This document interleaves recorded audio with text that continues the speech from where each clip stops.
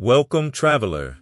Tonight, we drift back through 17 centuries to the age of Rome. There is nothing you need to do now, nothing to remember, and nothing to follow. This story asks nothing of you. It only unfolds slowly, like a long road in the evening light. If your eyes are heavy, let them close. The story will go on without you, and that is exactly as it should be. Wherever you fall asleep tonight, the Empire will still be here, waiting, calm and unhurried, whenever you return. Take a slow breath in, and let it go. Feel the weight of your body settle into the bed, the way a city settles into dusk. The lamps are being lit, the day is ending, and far away, and long ago, the greatest city in the world is preparing for night. Let us begin. Imagine that it is evening in the 2nd century after Christ. You are standing on one of the 7 hills of Rome, and below you, the city glows. 1 million people live here, more than in any city the world has ever known. And yet, at this hour, the great machine of Rome is slowing down. The markets are closing. The carts are only now allowed into the streets, because by law, the days belong to people on foot. You can hear the wheels far below, a soft, endless rumble, like distant thunder that never quite arrives. The air smells of wood smoke and bread. 10,000 bakeries and kitchens are banking their fires for the night. Somewhere beneath you, an old man is closing the shutters of a wine shop, slats of wood sliding into worn grooves, one by one, the way they have every evening for 40 years. This is Rome at the height of her power. Her emperors call themselves masters of the world, and for once, the boast is nearly true. From the cold moors of Britain to the deserts of Arabia, from the Atlantic coast to the rivers of Mesopotamia, one law, one currency, one peace. Historians will one day call this the Pax Romana, the Roman peace.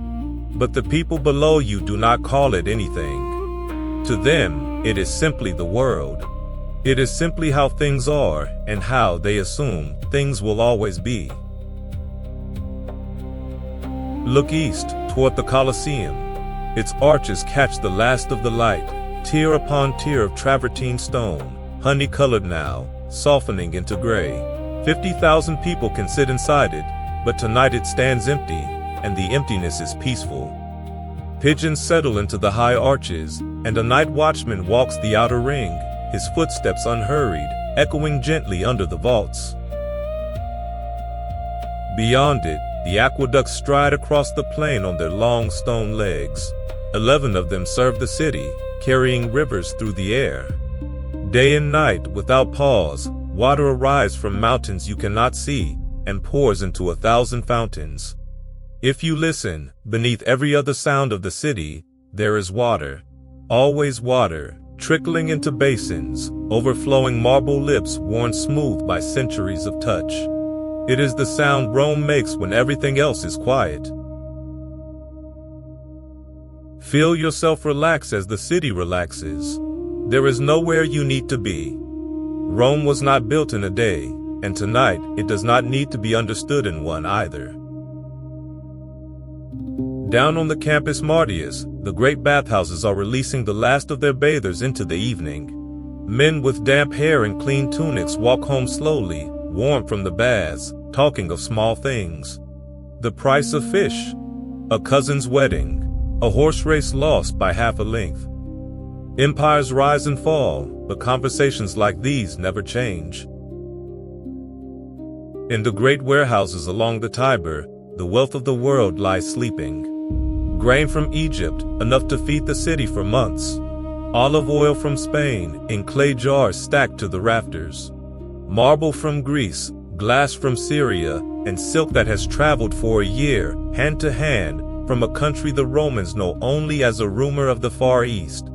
The river itself moves slowly past the wharves, dark and patient, carrying the lights of lanterns on its back. On the Palatine Hill, the emperor's palace glows with lamplight. Perhaps the emperor is Hadrian, the restless one, who walked the whole of his empire and knew its frontiers like the lines of his own hand. Perhaps it is Antoninus, called the Pious, who ruled for 23 years, and in all that time, so it was said, caused not a single senator to fear him. It hardly matters tonight. The empire is so vast and so calm that it almost governs itself the way a deep river needs no one to tell it how to flow. Let your breathing slow to the pace of that river. In the streets below, the lamplighters are working their way along the porticos. Oil lamps, one by one, each a small warm point in the blue dark. From up here they look like embers scattered across the hills, thousands of them, breathing gently in the night wind. A city of 1 million people, and listen how quiet it becomes. Distance is kind. Distance turns everything into a lullaby. A dog barks, streets away. A mother calls a child indoors, her voice thin and silver in the dusk. Someone is playing a flute in the courtyard, a slow tune, older than the city itself. The Romans believed their city was eternal. Roma Eterna, they carved into their coins. Eternal Rome. And standing here, in the warm evening of the 2nd century, you can understand why. Everything around you has the weight of permanence. Stone laid upon stone, law laid upon law, generation laid upon generation, like blankets, one warm layer at a time. We know, you and I, from our great distance, that nothing built by human hands lasts forever. We know that the story we begin tonight is the story of how this brilliance slowly dimmed. But there is no sadness in it, not really. Cities, like people, like evenings, like this very day now ending, are beautiful precisely because they do not last. And besides, the fall of Rome will take 300 years. Nothing tonight will be sudden, and nothing tonight will be loud. History, at this distance, moves at the speed of clouds. So stay here a while, on the hill in the warm dark. Below you, in a tenement on the Aventine, a potter's family is finishing a late meal. Bread, olives, a little cheese, wine cut with water. The children argue softly about who saw the bigger elephant in last month's games, until their mother hushes them, and the argument dissolves into yawns. In the forum, the moon is rising over the temple of Saturn, where the treasury sleeps behind bronze doors. The columns stand pale in the moonlight, and their shadows lie across the paving stones like the hands of an enormous patient clock. Out on the great roads, the empire is still moving, but gently now. On the Appian Way, a courier dozes in the saddle while his horse walks the last mile to the posting station. In an inn at the edge of the city, travelers from 3 continents are asleep under one roof, their carts in the yard, their oxen breathing slow in the dark. All roads lead to Rome, the saying goes, and all of them tonight are quiet. 50,000 miles of stone highways bind this world together. Legions built them, layer by layer, sand and gravel and fitted stone, so straight and so sure that people 2,000 years from now will still walk on some of them. Think of that as you lie in your own bed. Some things made carefully, patiently, layer by layer, last far longer than anyone dares to hope. Sleep is built the same way, breath by breath. Drift down from the hill now, just for a moment, into the streets themselves. In the Suburra, the crowded quarter between the hills, the tenements lean toward each other across alleys so narrow that neighbors on opposite sides can pass a jug of wine between windows, and sometimes do. The buildings are 6 stories of noise by day, but at this hour they are 6 stories of breathing. On the ground floors, shopkeepers sleep behind their counters among their goods, cobblers among the smell of leather, fullers among folded cloth, each one guarding his little kingdom with closed eyes. Higher up, where the rents are cheaper and the stairs are longer, poets and clerks and porters sleep 4 to a room, and their dreams, we may suppose, are as large as anyone's. On the Esquiline, behind high garden walls, the houses of the wealthy stand in pools of their own quiet. Fountains play in dark courtyards for no audience at all. In a peristyle garden, lemon trees stand in great clay pots, and a marble faun tilts his head to listen to water falling into a basin, as he has listened for 80 years without ever growing bored. The master of the house is asleep on fine linen, and his doorkeeper is asleep in the entry alcove, and between them the whole sleeping architecture of the Roman household lies still, and the moonlight moves from column to column through the night, slow as honey, touching each one in turn as if counting them. In the middle of the river, the Tiber island rides at anchor like a marble ship. There is a temple of healing there, to Aesculapius, and in its long porticos the sick are sleeping tonight, wrapped in blankets, because sleep itself is the medicine of this place. The god, they believe, visits dreams. Priests move quietly among the sleepers with small lamps, and the sacred snakes of the temple, harmless and glossy, drowse in the warmth under the colonnade. Whatever we may believe about the god, believe this: many will wake in the morning feeling better. Rest in every century is most of the cure. And everywhere, in every quarter, on rooftops and balconies, in courtyards and doorways, the city's 100,000 dogs and cats have divided the night between them. The dogs sleeping in warm heaps by the doors they guard, the cats awaken about their silent business along the rooflines, crossing the moon, keeping the only watch that has never once in history been recorded, and never once been abandoned. The watch changes on the city walls. Soldiers murmur the password and part ways, sandals scraping softly on stone stairs. Rome has not seen an enemy army beneath these walls in more than 500 years. The sentries watch out of habit, out of ceremony, the way one keeps a candle lit in a window for no one in particular. The night is mild. The frontier is far away, weeks of travel to the north, months to the east. Whatever troubles exist out there at the edges of the world, they are small tonight, and distant, and someone else's task until morning.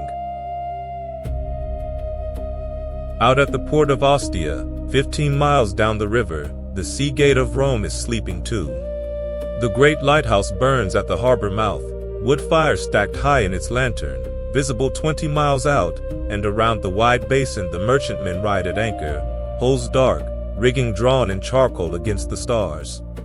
Each ship is a small sleeping village, watchmen on the stern castle, crew in hammocks below, cat in the grain hold on professional duty. Tomorrow the barges will haul their cargoes up the river to the city, as they do every day, thousands of tons of the world's goods, an endless quiet pulse of wheat and wine and stone. Rome breathes in through this harbor. Tonight, between breaths, the harbor floats at rest, and the lighthouse keeps its long red thought over the water. Up in the hill towns above the plain, in Tiber and Praeneste and Tusculum, the summer villas of the wealthy stand cool among their cypresses, fountains running all night in empty gardens, and caretakers asleep in gatehouses, and terraces looking down over the whole dark campagna toward the glow of the city, which from this distance is only a soft amber stain on the sky, like a hearth seen from an upstairs room. This is how Rome looks to the shepherds moving their flocks by night on the old drove roads, to the vine growers, to the carters camped by the aqueduct arches. Not a capital, not an idea. Just the biggest fire in the valley, banked for the night, throwing its comfortable light on the underside of the clouds. Every road out of the city has its string of tombs, because Romans bury their dead beside the roads, so that the living must pass them and remember, and the dead need never be lonely. It sounds mournful, and is anything but. The tombs are little houses with gardens, carved with portraits and pleasant mottos. "Stop, traveler," one says, and read, "I was, I am not, I do not mind." Families picnic at them on feast days and leave roses, and tonight the roses of last week are still there, pale in the dark, nodding on the night breeze among the stones. The dead of Rome sleep by their roads like passengers early for a morning coach, patient, provided for, in no hurry at all. And the living, within the walls, sleep the lighter for having them close. The moon climbs higher, the lamps burn lower. One by one, the windows of the great city go dark, like eyes closing. And this is where we leave the city at its height. Warm, fed, certain of tomorrow. Hold that image gently, the way you would hold something borrowed and precious. 1,000,000 people asleep on 7 hills, under one moon, at the center of a world at peace. In a moment, we will walk down into the forum itself and wander among the temples in the dark. But there is no hurry. There is never any hurry here. Come down from the hill now, slowly, by the old stone steps. The night is warm, and the way is lit by torches set in iron brackets, their flames leaning and returning in the gentle wind. We are going to walk through the Forum, the heart of Rome, at the hour when it belongs to no one but the moon. By day, this valley between the hills is the loudest place on earth. Lawyers argue, merchants call, senators sweep past with their crowds of followers, and money changes hands in 100 languages. But now the crowds have gone home, and the great square lies open before you, paved in stone the color of old ivory, polished by 1,000 years of footsteps. Every stone here has a story, and none of them need to be told tonight. It is enough to walk and to feel how old it all is. Romans walking here feel it too. Even they are tourists in their own history, pointing out to their children the spot where Romulus was said to have stood, the black stone marking a grave older than memory, the fig tree grown where the wolf once suckled the twins. Whether the stories are true hardly matters anymore. The city believes them the way a family believes its own legends, gently, without examination. To your right rises the Temple of Saturn, 8 great columns holding up the night. Inside, behind bronze doors, sleeps the treasury of the Roman people. Saturn is the oldest of the gods honored here, the god of the Golden Age, when, so the poets say, no one worked and no one wanted, and every season was harvest. Once a year in December, the whole city plays at that Golden Age for a week, masters serving slaves at dinner, gifts and candles everywhere, all the rules turned upside down and shaken warmly out. Tonight the temple is silent, and Saturn keeps his gold and his memories in the dark. Walk on, past the rostra, the speaker's platform, decorated with the bronze rams of captured warships. From this platform, Cicero once made the marble shiver with his voice. Here victories were announced and wars declared, and the wills of emperors read aloud to weeping crowds. All those words, all that thunder, and now, listen, a cricket in the grass behind the monument, that is all. Words fade, even the greatest of them. It is a soothing thought at this hour. Nothing you said today, and nothing said to you, will outlast the crickets either. Ahead, a soft golden glow marks the Temple of Vesta, small and round like a hut from the city's earliest days. Inside burns the sacred fire of Rome, the flame that must never go out. 6 priestesses tended in shifts through every night of every year, as their sisters have for 7 centuries. One of them is awake now, sitting quietly beside the flame, feeding it small pieces of wood, watching the smoke rise through the opening in the roof toward the stars. The Romans believe that as long as this fire burns, Rome will stand. It is a comforting arrangement. Somewhere in every city, in every age, someone is awake so that everyone else may sleep. Tonight, here, it is her. It does not have to be you. Feel your shoulders loosen at that. The watch is kept. The flame is fed. You are free to drift. Beyond the temple stands the House of the Vestals, its long courtyard lined with quiet statues and 2 pools that hold the moon between them, perfectly still. A fountain murmurs somewhere in the shadows. Rosemary and bay grow against the warm brick walls, and their scent drifts out into the night, mixing with wood smoke and the faint sweetness of the torch's oil. Turn and look at the great basilicas that wall the square. their arcades stacked shadow upon shadow.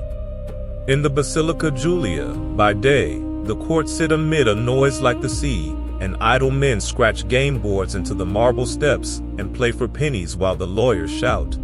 The boards are still there under your fingers, little grids and circles worn into the stone, games abandoned at dusk to be resumed tomorrow. Some of those games, truth be told, have been going on longer than some wars.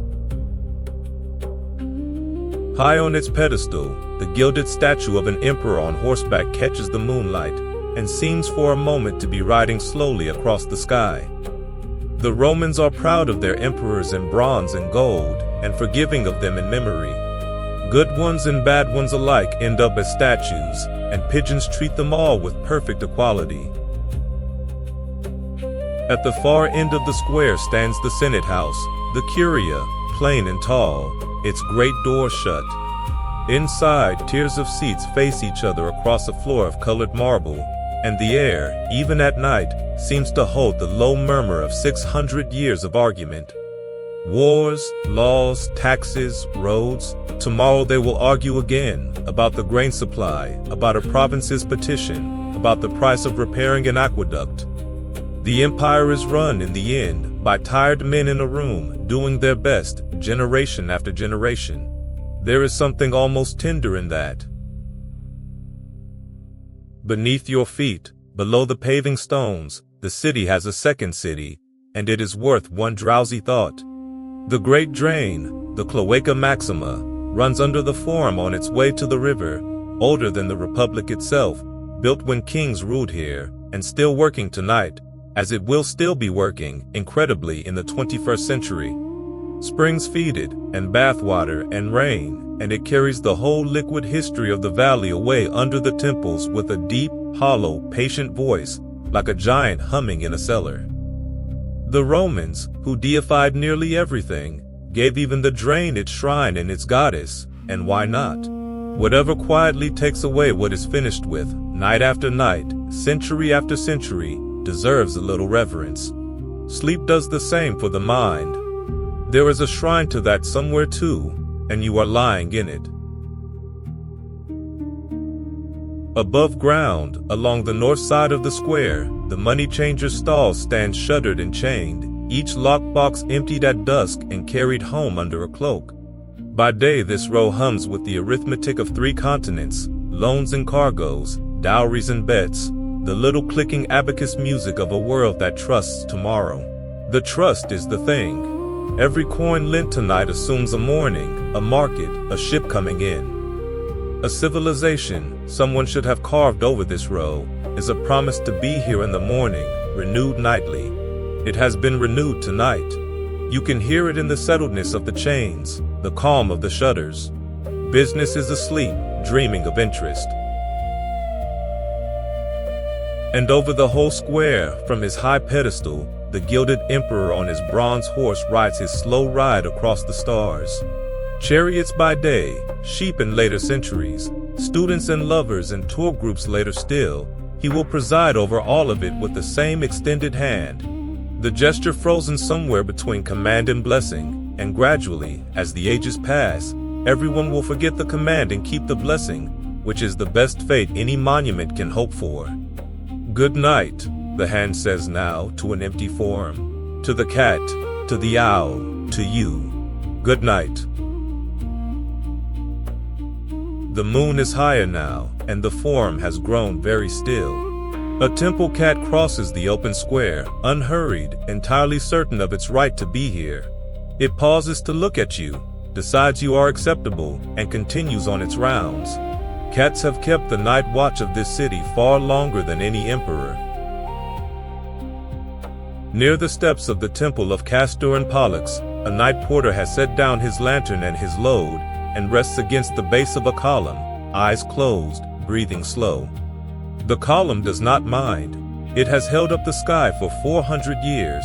It can hold up one tired man for a quarter of an hour. Above you, the sky between the temple roofs is thick with stars.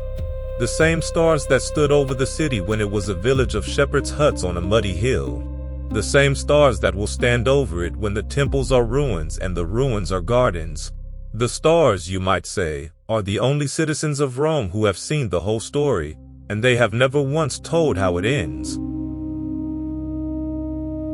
Let your breathing match the quiet here, long and slow and unhurried, like the shadows of the columns moving with the moon, too slowly for any eye to catch. Wander a little further, past the round temple, to where the sacred way begins its slow climb toward the arch at the top of the rise. This is the oldest street in Rome, and by day the most crowded, and tonight you have it entirely to yourself. Generals rode up this street in triumph, painted red, in golden chariots, with the plunder of kingdoms carried before them and a slave at their shoulder whispering, "Remember, you are mortal." The street remembers the triumphs, but it remembers other things more. It remembers 400,000 ordinary evenings. It remembers everyone who ever walked home along it carrying dinner, or news, or a sleeping child. Streets, like rivers, keep everything and rank nothing. Under the arch at the top, the carved figures are soldiers forever carrying treasures in a procession that never arrives. The moonlight finds them and lets them rest anyway, softening the marble until the procession looks less like conquest and more like men carrying furniture to a new house, which, in the long run, is closer to what it was. Everything carried into Rome became Roman, sooner or later. The city digested triumphs the way it digested peoples, slowly, in its sleep. From up here you can see the whole dark square at once, the temples with their doors shut on their sleeping gods, the columns holding up the starlight, the small red eye of the sacred fire glowing through the round temple's lattice. An owl has taken the highest point of the basilica's roof and surveys the ancient real estate with the calm of a landlord. Below, near the rostra, the night porter we passed has woken, refreshed, gathered his lantern and his load, and gone off down a side street, whistling something under his breath, so softly that only you and the owl notice. The Forum lets him go. It lets everything go eventually, except the quiet, which it keeps. We could stay all night among the temples, and no one would trouble us. But the empire is wide, and the night is long, and there are other fires burning far away at the edge of the world, where the paved roads end and the mists begin. Let the Forum sink back into its silence, stone by stone, shadow by shadow. The sacred flame flickers and steadies and burns on. The priestess adds another piece of wood and settles back into her chair. The cat completes its circuit and curls up on a warm step. And you and I drift north, out over the sleeping city, over the walls, over the dark fields, toward the far, misty frontier of Britain. Far from Rome, at the very top of the world, there is a wall. It runs from sea to sea across the narrow neck of Britain, 73 miles of gray stone over green hills, rising and falling with the land like the back of a long, sleeping animal. The Romans who serve here call this the edge of the empire. Beyond it, they say, there is nothing but heather and rain and tribes who paint themselves blue. It is night on the wall now, and the mist has come up from the valleys, soft and slow, the way it does almost every night in this country. In the mist, the watchfires along the wall become dim golden blooms, one every mile, fading away east and west into the gray until you cannot tell the farthest fires from the low stars. Come stand in one of the small stone towers, beside the brazier, where the coals breathe orange and warm. A soldier is on watch here. His name, let us say, is Barades, and he was born 5,000 miles away in Syria under a sun this island has never even imagined. The army brought him here years ago, and to his own great surprise, he has come to love it. The green of it, the way the rain is soft, more like a mood than weather, the long summer evenings when the light refuses to leave. He leans on the parapet and looks north, out into the dark. Nothing is moving out there tonight, and in his honest opinion, nothing ever does. In 20 years on this frontier, he has drawn his sword exactly twice, once for a wolf, and once for a shadow that turned out to be a cow. Mostly, the wall's work is quieter than war. It watches. It counts travelers at the gates by day, farmers and traders and tinkers, and collects their small tolls. It stands, and by standing, it lets everyone on both sides sleep. A wall, if you think about it, is a kind of lullaby in stone. It says, over and over without words, "You are safe, you are safe, you are safe." Behind the wall, down the slope, lies the fort, and around the fort has grown a little town, the way moss grows around a stone. There is a bathhouse there, glowing and steaming even at this hour, because soldiers of every century agree on one thing, which is that hot water is the true reward of service. There is a tavern where the beer is local and the wine is terrible and everyone drinks the beer. There are houses where soldiers' families sleep, children who have a Syrian father and a British mother and a Latin name, and who will grow up belonging to all of it at once, the wall, the mist, the empire, the heather. In the fort's small headquarters, a clerk has fallen asleep over his writing table, and the lamp beside him is burning low. He has been copying letters. Requests for supplies. Leave granted and leave denied. A note from a soldier's mother, wrapped around a pair of warm socks.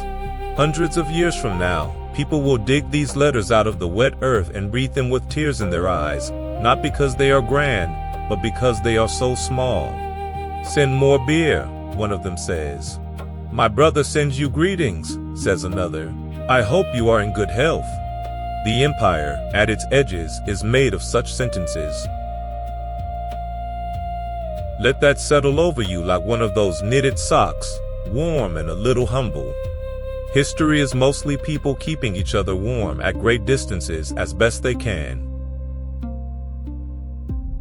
Berates feeds the brazier from the basket of coals, and sparks rise, and the mist leans in to watch.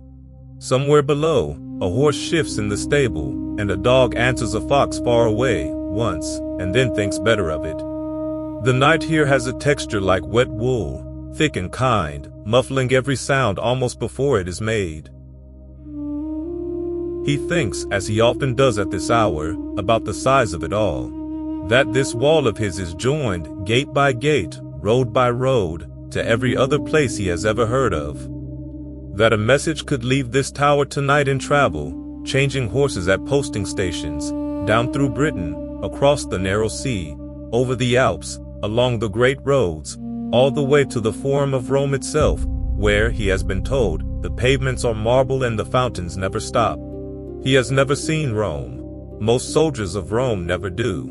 They serve an idea, the way the priestess serves the flame, without needing to hold it in their hands. The mist thickens and softens the world still further. On nights like this, the sentries say, you can hear the wall itself, a low mineral quiet, the sound of 73 miles of stone cooling after the day. Stone holds the sun's warmth long into the dark, the way a bed holds yours. Lay your hand on the parapet, and it is not cold at all. Rest here a while, with your hand on the warm stone, and watch the fires down the line, each one tended by someone glad of the quiet. In the Mile Castle to the east, 2 young soldiers are playing dice by lamplight, wagering nothing but chores, and losing them gladly. In the turret to the west, an Optio is writing to his sister in Gaul, telling her the heather is in bloom, and that he has learned, at last, to like the rain. Along the whole wall, from sea to sea, perhaps 200 men are awake, and behind them, a whole province sleeps, farms and villas, and little towns breathing slow under the mist. This is what the empire looks like from its edge. Not marble, not triumph, just watchfires in the fog, and warm stone, and men from every corner of the world keeping a sleepy kindness of a watch over people they will never meet. Follow the wall westward a little, in your mind, the way the night patrol does, 2 men and a lantern, walking the rampart walk between towers. The mist opens and closes around them as they go. Below the wall on the southern side runs the military road, and beyond it the vallum, the great earthwork ditch, all of it soft and silver-edged tonight, like the folds in an enormous blanket pulled up over the shoulder of Britain. Every few hundred paces the patrol passes a drain built through the wall's base, and each one chuckles quietly with running water, the little streams of the hills refusing, politely, to acknowledge the border. Water has always been allowed through. There is a lesson in the stones there somewhere, but the patrol has passed this way 4,000 times, and for them it is just the sound the wall makes, the sound of home. At the ford of the crossing river, the great water gate stands above the current, and the river slides beneath the arches all night, going about its own errands. The soldiers here fish from the ramparts on their off-duty evenings, and swear the trout of this river are the finest in the empire, and write home saying so, and their fathers on the Rhine and the Nile and the Euphrates read the letters aloud to neighbors and say, "My son exaggerates," and are proud. The empire is a net of such letters, thousands of miles of ink and affection, moving along the roads under seal, warmer than any treaty. Barates, our Syrian, has a letter of his own half-written in his quarters below, to the family of his late wife, a British woman of the Cativalani, whom he loved and buried near the fort at the river's mouth, with a fine carved stone in 2 languages, hers and his. Freedwoman, the Latin says, and wife, much missed. The Aramaic beneath says something the stonecutter had to be taught letter by letter. Centuries from now, that stone will sit in a museum by the same gray river, and strangers will stand in front of it longer than in front of the emperors, because love at the edge of the world outlasts administration. One day, far from now, the order will come to leave, and the wall will be handed back to the wind. The stones will find their way, as stones do, into farmhouses and field walls and the corners of small churches, so that the wall will not so much fall as dissolve, gently, back into the country it once guarded. Even now, sheep will graze along its line, and walkers will follow it for pleasure, and the mist will still come up from the valleys, exactly as it does tonight. Nothing so loved ever quite disappears. In the commander's house at the heart of the fort, the prefect's wife is awake past her hour, finishing a letter of her own by the last of a lamp. She is writing to her dearest friend, the wife of another commander, at another fort along this same wall, and the letter is an invitation. To my sweetest sister, she writes, as the wall women do, come to us on the 3rd day before the Ides, for the day of my birthday celebration, and make the day more joyful for me by your presence. She pauses, listening to the fort breathe around her, the sentry step, the wind in the eaves, her children asleep down the corridor, and adds the last line in her own hand, the part not dictated. Farewell, sister, my dearest soul, as I hope to prosper and hail. This letter, too, the wet earth will keep. It is, as far as anyone knows, one of the oldest birthday invitations in the world, and it was written here, on the cold rim of everything, by lamplight, out of friendship. The empire kept its walls with stone. It kept its people warm with this. Below in the granaries, the year's grain lies dry and deep on raised floors, safe from damp and mice, or safe at least from damp. The fort's cats patrol the undercrofts on their silent circuit, professional descendants of Egyptian ancestors, 4,000 miles from the Nile and entirely at home. A wall, a granary, a cat, a lamp. Civilizations differ in their poetry and agree completely on their furniture. Barate's watch is ending. His relief climbs the tower steps, yawning, wrapped in a cloak still warm from the fire below. A few words pass between them, the small change of the night watch, all quiet, nothing moving, wind from the west. Then Barates goes down the worn stairs toward his bunk, and the tower keeps its watch with a new pair of eyes, and the wall goes on saying its one word to the darkness. Safe, safe, safe. And we drift away south with the high clouds, leaving the fires of the frontier glowing in the mist behind us, and we travel now toward a wide gray river at the other end of the empire. The Danube, where an emperor who would rather be a philosopher is sitting up late in a tent, in the rain, writing by lamplight. Rain on a river, at night, at the northern edge of the world. This is the Danube, wide and gray and patient, sliding past in the dark, and on its southern bank stands a Roman camp, thousands of leather tents in perfect rows, glistening in the wet. It is the year 179, and the Emperor of Rome is here, far from his marble city, listening to the rain. His name is Marcus Aurelius. He is 58 years old, and he is tired, and he would tell you himself, without complaint, that he was never meant for this. He was raised for libraries, for philosophy, for long conversations about the nature of the good. Instead, the age handed him wars, and floods, and a plague, and he met each one the way a stone meets rain, patiently, without argument. The people called him the philosopher emperor. His soldiers called him something simpler. They call him fair. His tent glows from within, one warm lamp in all that field of dark and rain. Come closer. He is awake, as he often is at this hour, sitting on a plain camp bed with a writing tablet on his knee. He is not writing orders or letters to the Senate. He is writing to himself. Little notes, in Greek, meant for no other eyes. Reminders of how to be a person. You could leave life right now, he writes. Let that determine what you do, and say, and think. And then, a few lines later, gentler still, the soul becomes dyed with the color of its thoughts. Think then on quiet things. Centuries from now, these private notes will survive by accident, copied and recopied, and people will read them on trains and in hospital waiting rooms and in bed at night, and be comforted by them, and he would be astonished. They will call the little book his Meditations. Tonight it is just a tablet on a tired man's knee, and the rain on the leather roof, steady and soft, applauding nothing. Listen to that rain for a moment yourself. Let it stand in for every rain you have ever slept through. The same sound over his tent as over your roof, unchanged in 2,000 years. Beyond the river, in the dripping forests, are the tribes he has spent a decade holding back. The Marcomanni, the Quadi, and behind them, pressing, peoples whose names Rome does not know yet. Something is moving in the deep north of the world in these years, slow as weather.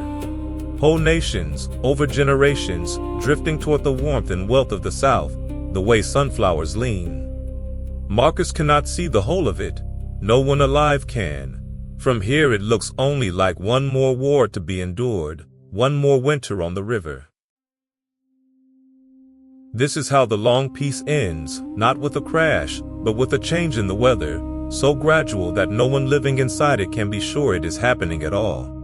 The empire is still immense, still strong, still fed and watered and paved. But the age of gold, men will say later, was becoming an age of iron, and the frontier that was once a ceremony was becoming a border that had to be held. And yet tonight, none of that needs to trouble anyone. The camp sleeps. Rows and rows of tents, each with its 8 men, breathing in the dark, their boots drying by banked fires, their shields stacked, their dreams their own. The password has been given, the watch is set, and the rain makes the night perfectly safe, for not even the boldest raider crosses a river like this in the wet dark. Rain on a frontier is a blessing. Every soldier knows it. Rain is permission to sleep deeply. In the horse lines, the animals stand nose to tail, warm together, ears flicking at the drip from the picket ropes. A groom on duty leans against a post, hood up, half dreaming. The river slides by, and slides by, and slides by. Walk the camp streets a moment, between the tent rows, under the dripping standards.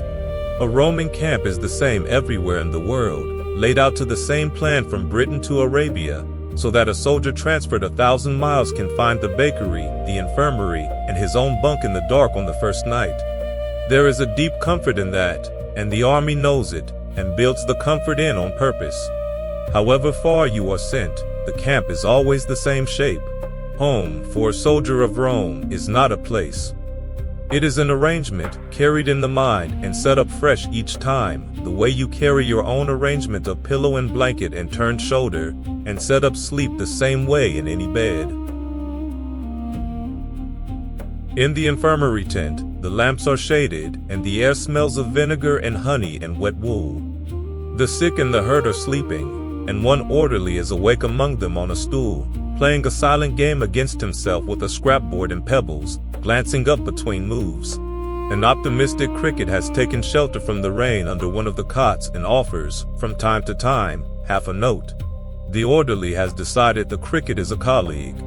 Neither of them will report the other for dozing. By the eastern gate, the night password makes its slow rounds, passed from post to post in a murmur, a single word chosen by the emperor himself each evening, as regulations require.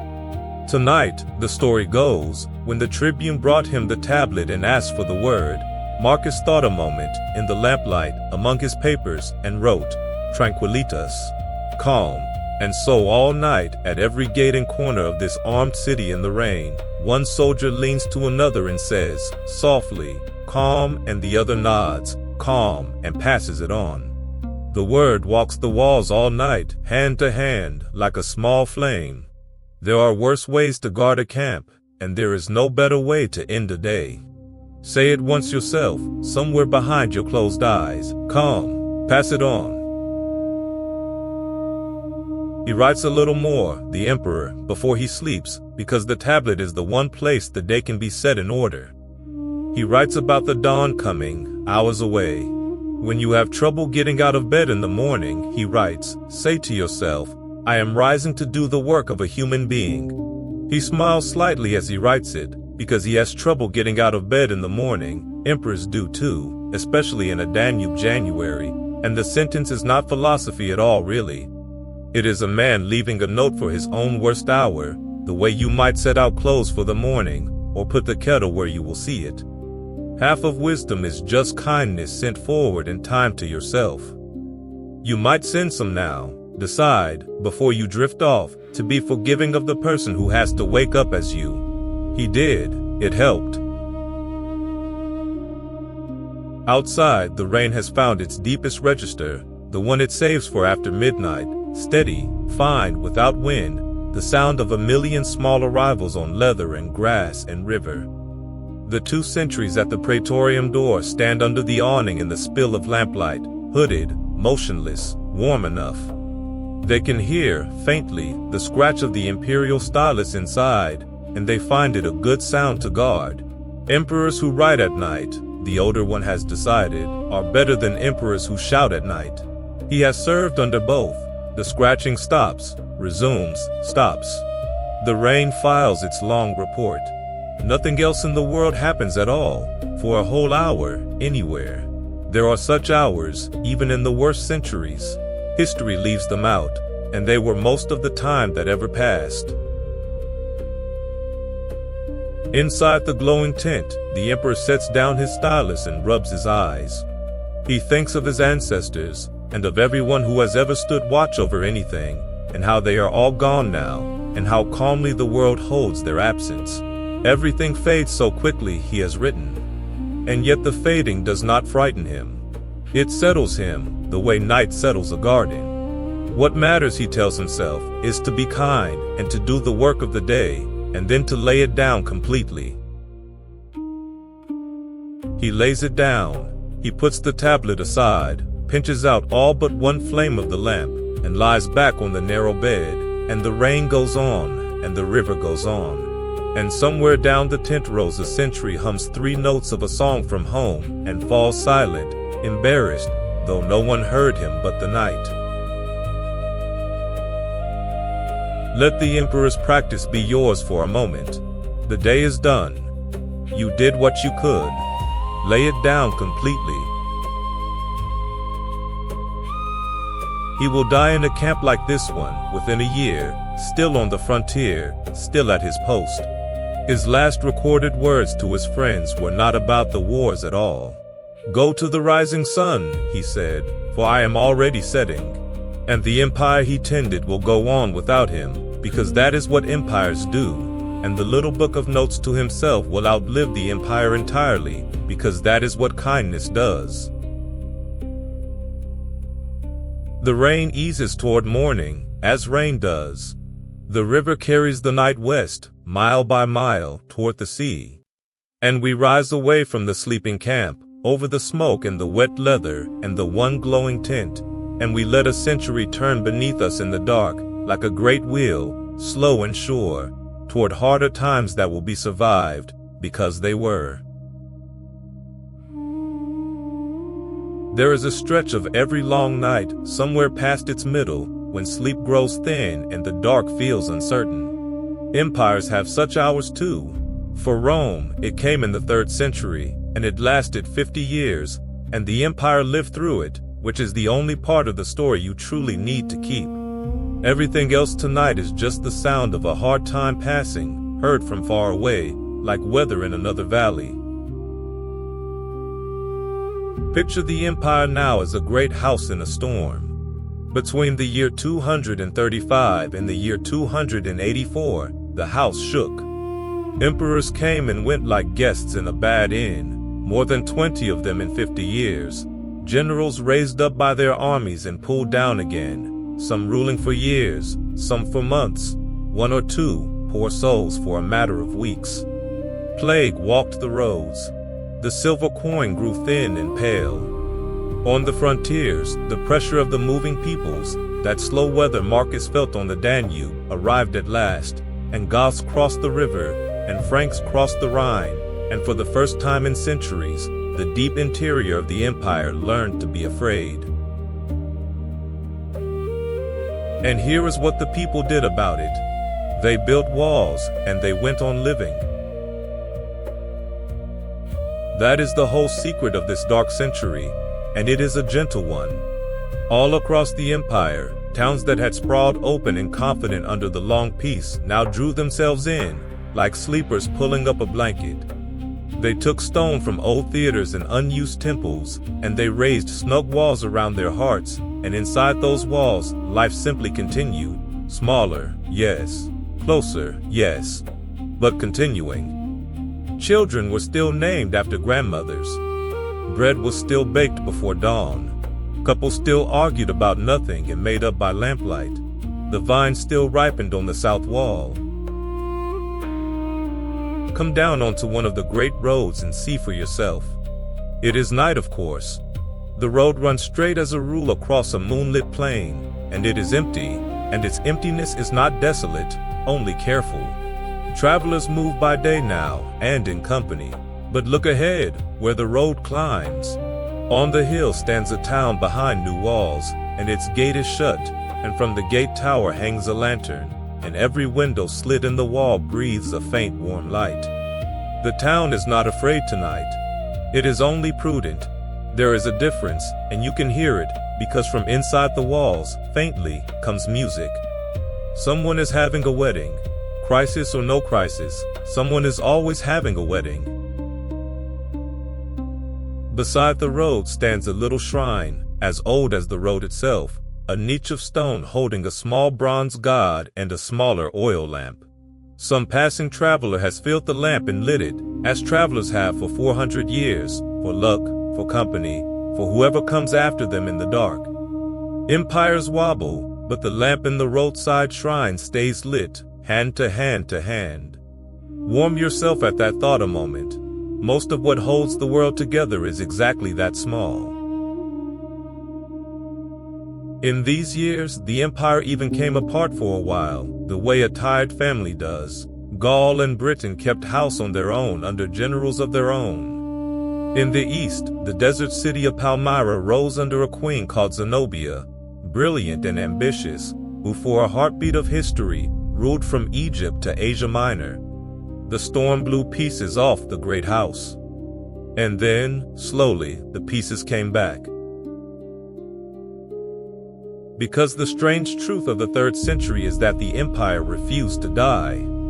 Out of the chaos came a generation of hard, capable emperors, soldiers from the Danube provinces, men born in villages who never learned polished Latin and never needed it. Aurelian, who reigned only 5 years and in that time gathered nearly the whole empire back together, and who gave Rome itself the mighty brick walls that still stand today, 12 miles of them, patient and red. When you see those walls in the moonlight now, do not read them as fear. Read them as a promise kept. The city meant to go on, and it went on. Let your breathing find the rhythm of that phrase. It went on. It went on. By the year 284, the storm was blowing itself out. The armies were steadier, the frontiers patched, the roads safer, the coinage being slowly mended. The empire that emerged was a different creature from the Golden Empire of the 2nd century. Harder, plainer, more heavily armored, like a man who has been through a bad passage and now sleeps with the door locked. But it was alive. Its aqueducts still ran. Its courts still sat. Its poets still complained that the young had no manners, which is how you know a civilization is fundamentally well. Come inside the walls of the wedding town for a moment, through the postern by the gate tower, into the streets. They are narrow and warm, still holding the day's heat in their stones. The new wall cuts across what used to be a garden suburb, and you can see where a rich man's mosaic floor, too large to move, now lies half in the street outside the wall's foundation. Dolphins and tridents swimming out from under the masonry, on their way to nowhere, cheerful about it. The town has apologized to the dolphins by keeping them swept.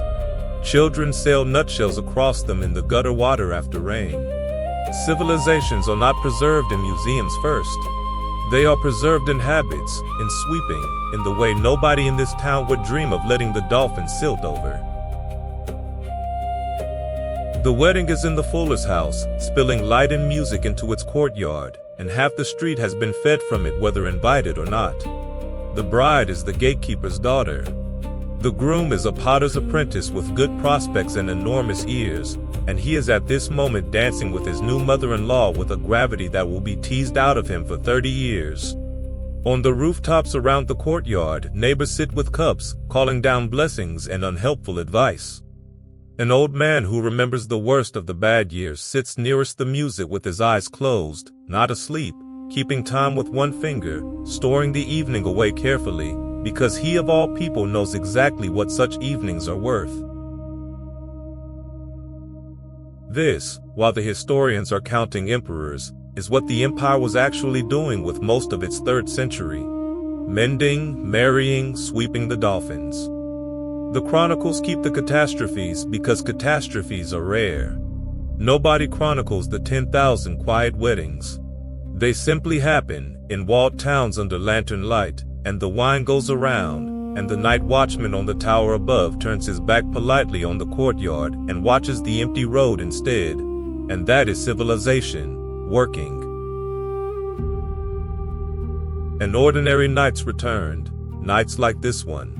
The sentry on the town wall above the wedding music leans on the parapet and watches the empty road shine under the moon, and finds to his pleasure that he is bored. Bored is good. Bored is the sound of a crisis ending. The lantern over the gate sways a little. Down in the town, the music slows to the last dance, the one for the old people, and then the lamps begin to go out, window by window. And spare one drowsy thought for the menders of this century, because it was, above everything, a century of mending, and menders sleep well. In every town like this one, the walls went up out of whatever the past could spare, and if you walk the circuit by day, you can read it like a scrapbook. A theater seat here, laid face out, still carrying its carved seat number. A garden god there, built in sideways, peering out of the masonry between two plain blocks with an expression of permanent mild surprise. Tombstones, lintels, column drums, all shoulder to shoulder in the wall. The whole retired furniture of better days called back, in old age, to one last job, holding the line. And they held it. There is hardly a wall of this hard century that did not do its work. The past, packed tight enough, turns out to be an excellent defense. Ask anyone who sleeps behind old stories. Ask yourself tonight, behind this one. In the town's little mint, silver is sleeping too, or what passes for silver this year. The coins of the crisis are frankly rather sorry things, thin, pale, hurried, and collectors far in the future will handle them with a tenderness the emperors on them never earned, because you can feel the whole anxious age in their lightness. But here is the quiet marvel. People kept using them. Bakers kept baking for them. Farmers kept selling for them. Wages kept being paid in them, because everyone silently agreed to keep the game going, and the game kept going, carried the empire across the chasm. Money is only a shared act of faith, and faith in the 3rd century wore thin but never quite tore. The last lamps of the mint are cold now, the dies locked away, the watchman asleep in the doorway with his dog. Tomorrow they will strike more bad coins, and the world will accept them, and go on. It is not a grand story. It held the roof up. The plain lies silver and still. Far off, another town's lights answer this one across the dark, and beyond it another, all the way to the sea, a rosary of small safe places strung along the great road. The empire, scarred and walled and stubborn, sleeps. And in a palace on the Adriatic coast, a man is about to come to power who will spend his whole reign putting the house in order, so thoroughly, so completely, that he will do something no Roman emperor has ever done before. When the work is finished, he will retire and grow cabbages and be happy. But that is the next hour of the night, and it can wait for us. Everything at this hour can wait. The road runs on under the moon, empty and silver and safe, and the little lamp burns in the roadside shrine, and the last light in the town above goes out gently, like a held breath released. On the coast of Dalmatia, where the mountains walk down to the Adriatic and stop, there is a palace beside the sea. It is night there now.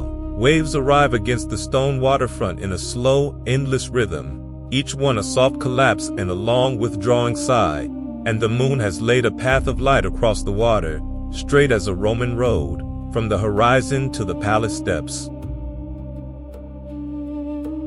This palace belongs to a man named Diocletian, and his story is one of the strangest and most soothing in all of Roman history. He was born poor, in this very province, the son, some said, of a freed slave. He rose through the army in the worst years of the crisis, watching emperor after emperor climb the ladder and fall from it. And when his own turn came, in the year 284, he did not merely cling to the ladder. He rebuilt it entirely. Diocletian looked at the empire, this vast, storm-battered house, and understood something simple and humble. It was too big for one man. It had always been too big for one man. Every emperor before him had pretended otherwise, and the pretense had nearly killed the whole thing. So he did what no emperor had done. He shared. He took a trusted comrade, Maximian, and made him emperor of the West, while he kept the East. Then each of the two chose a junior partner, a Caesar, an heir already in harness. 4 rulers, 4 courts, 4 armies, 1 empire. Historians call it the Tetrarchy, the rule of 4. The empire, in effect, learned to keep 4 watchfires burning instead of 1. And for 20 years, it worked. The frontier steadied, the roads grew safe. The house stood firm. Think of it as you lie there, in the simplest terms. A weight too heavy for one back was set down and divided and carried on. There is no shame in that, and there was none for the empire. Whatever weight you carry today, it too can be set down at night, divided among the hours of tomorrow, carried in shares. Nothing must be lifted all at once, and nothing must be lifted now. The waves keep their rhythm against the palace steps. Collapse and sigh, collapse and sigh. Diocletian ruled for 21 years, longer than any emperor in nearly 2 centuries. He reorganized everything: provinces, taxes, armies, prices, with the doggedness of a man mending nets before a season of storms, and, it must be said, with mixed results. But there was never rest in it. His edicts chased the empire's troubles the way a broom chases sand on a beach. He grew old at his desk, in council chambers, on roads between frontiers. And then, in the year 305, he did the unthinkable, the thing for which, above all his reforms, the centuries remember him. He stopped. In a great ceremony on a hill near his soldier city, he took off the purple cloak, the one men had murdered and died for, folded it away, and announced that he was retiring. No emperor had ever done it. Most Romans did not believe it could be done, as if the sun had announced its intention to set and stay set. But he did it. He came home here, to the coast where he was born, to this palace he had built facing the sea, with its gardens and its bathhouse and its long arcaded walk above the water. And he grew vegetables. That is not a legend. It is nearly the only personal detail history preserves of him, and it is perfect. A few years into his retirement, when the ruling emperors quarreled and the empire wobbled, they sent to him, begging him to take back the purple, to come and rule the world again. And Diocletian wrote back, from this shore, a reply that has warmed tired people for 17 centuries. "If you could see the cabbages I have planted with my own hands," he said, "you would not ask me to trade this for power." Let that sentence lie beside you on the pillow. The most powerful man in the world weighed the whole empire against the garden, and chose the garden. He lives there still, on this night we are visiting, an old man asleep in a modest room while the sea keeps time below. His gardens breathe in the dark, cabbage and kale, beans on their poles, the mounded herbs silver under the moon. A gardener's boy left a watering jug by the path, and the moon has found it and filled it with light instead. Along the seafront arcade, the torches have burned down to embers in their brackets, and the arches frame the water, panel after panel of moving silver, all the way down the colonnade. Walk the palace a little, while its builder sleeps.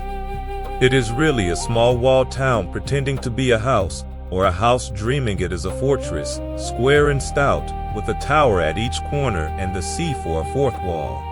The southern front is all arcade, a covered gallery running the whole width of the palace, open to the water through 50 arches, and this was the old man's favorite walk.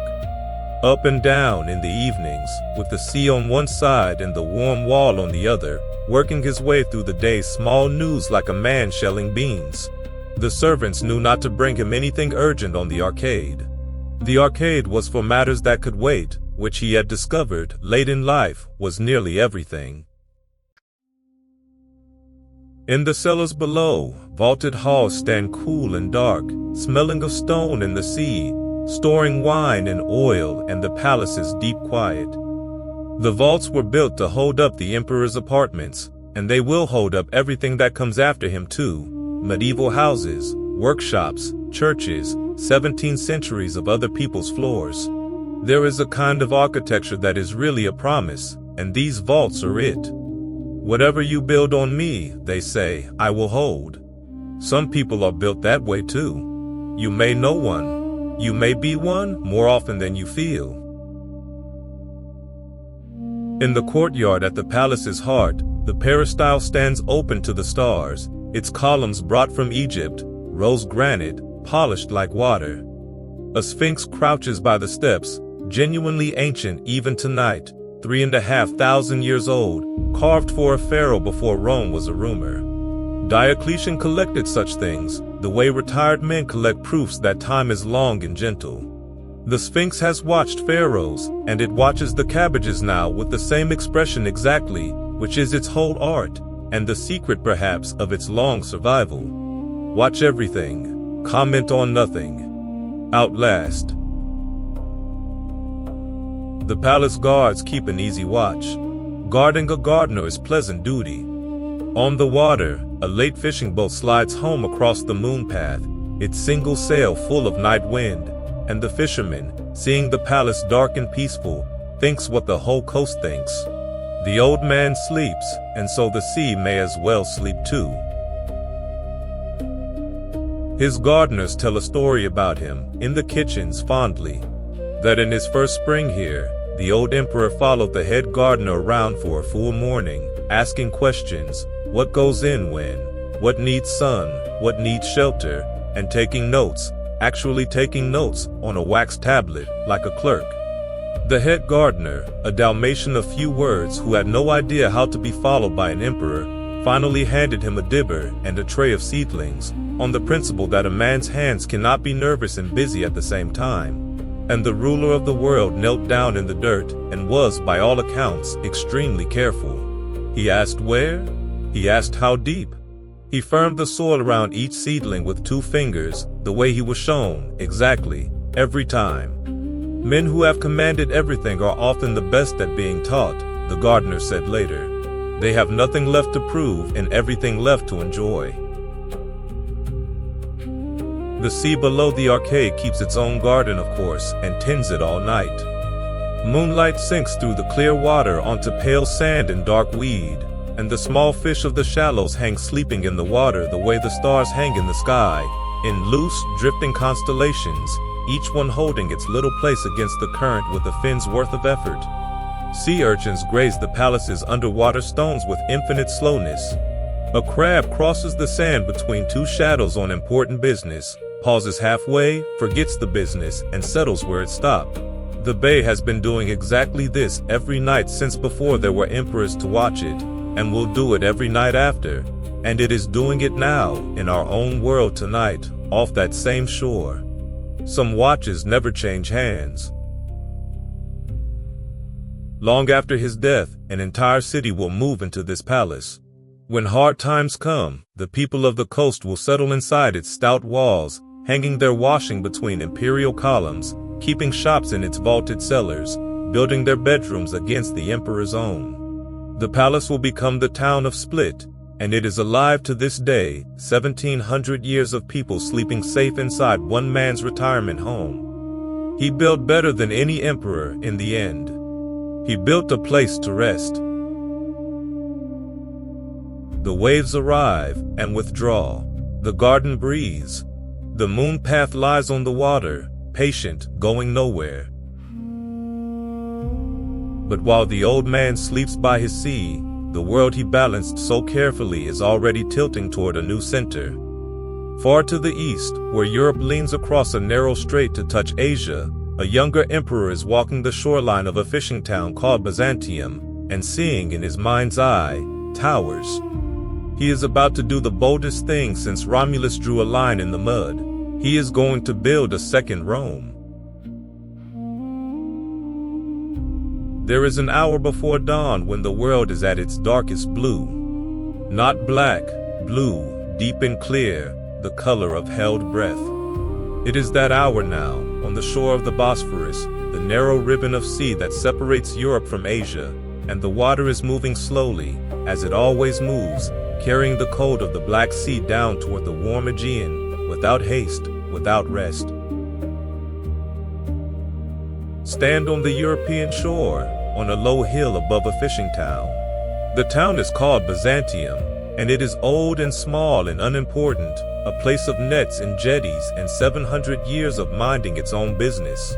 Across the water, the hills of Asia are a soft black line under the fading stars.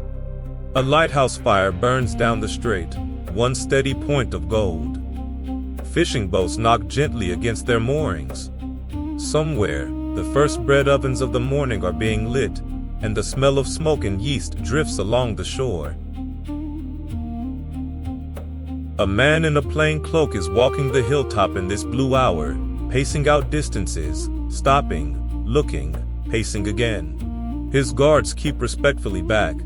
His name is Constantine, and he is the emperor of the whole Roman world, and he is doing something emperors rarely have the imagination for.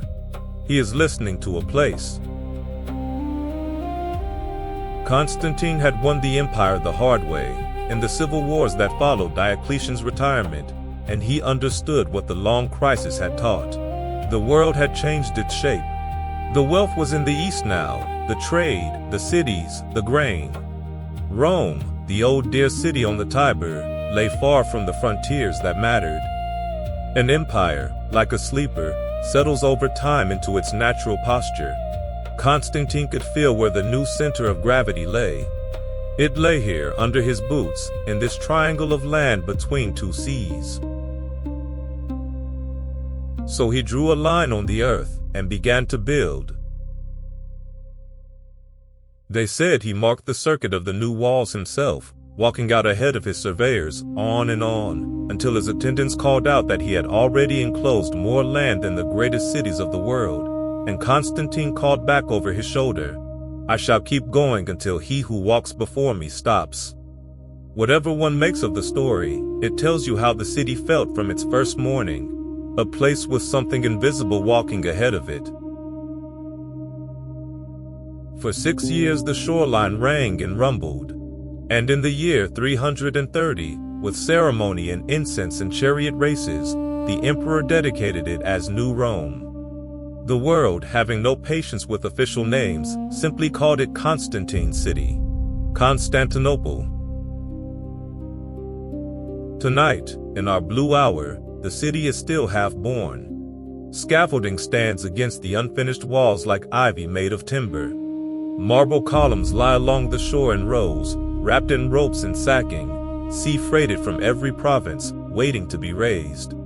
Constantine has combed the empire for beauty, statues from Greece, bronzes from Rome itself, and the crates and pedestals stand about in the half-light like patient guests arriving too early for a wedding. Walk the shoreline of the half-born city, among the sleeping works.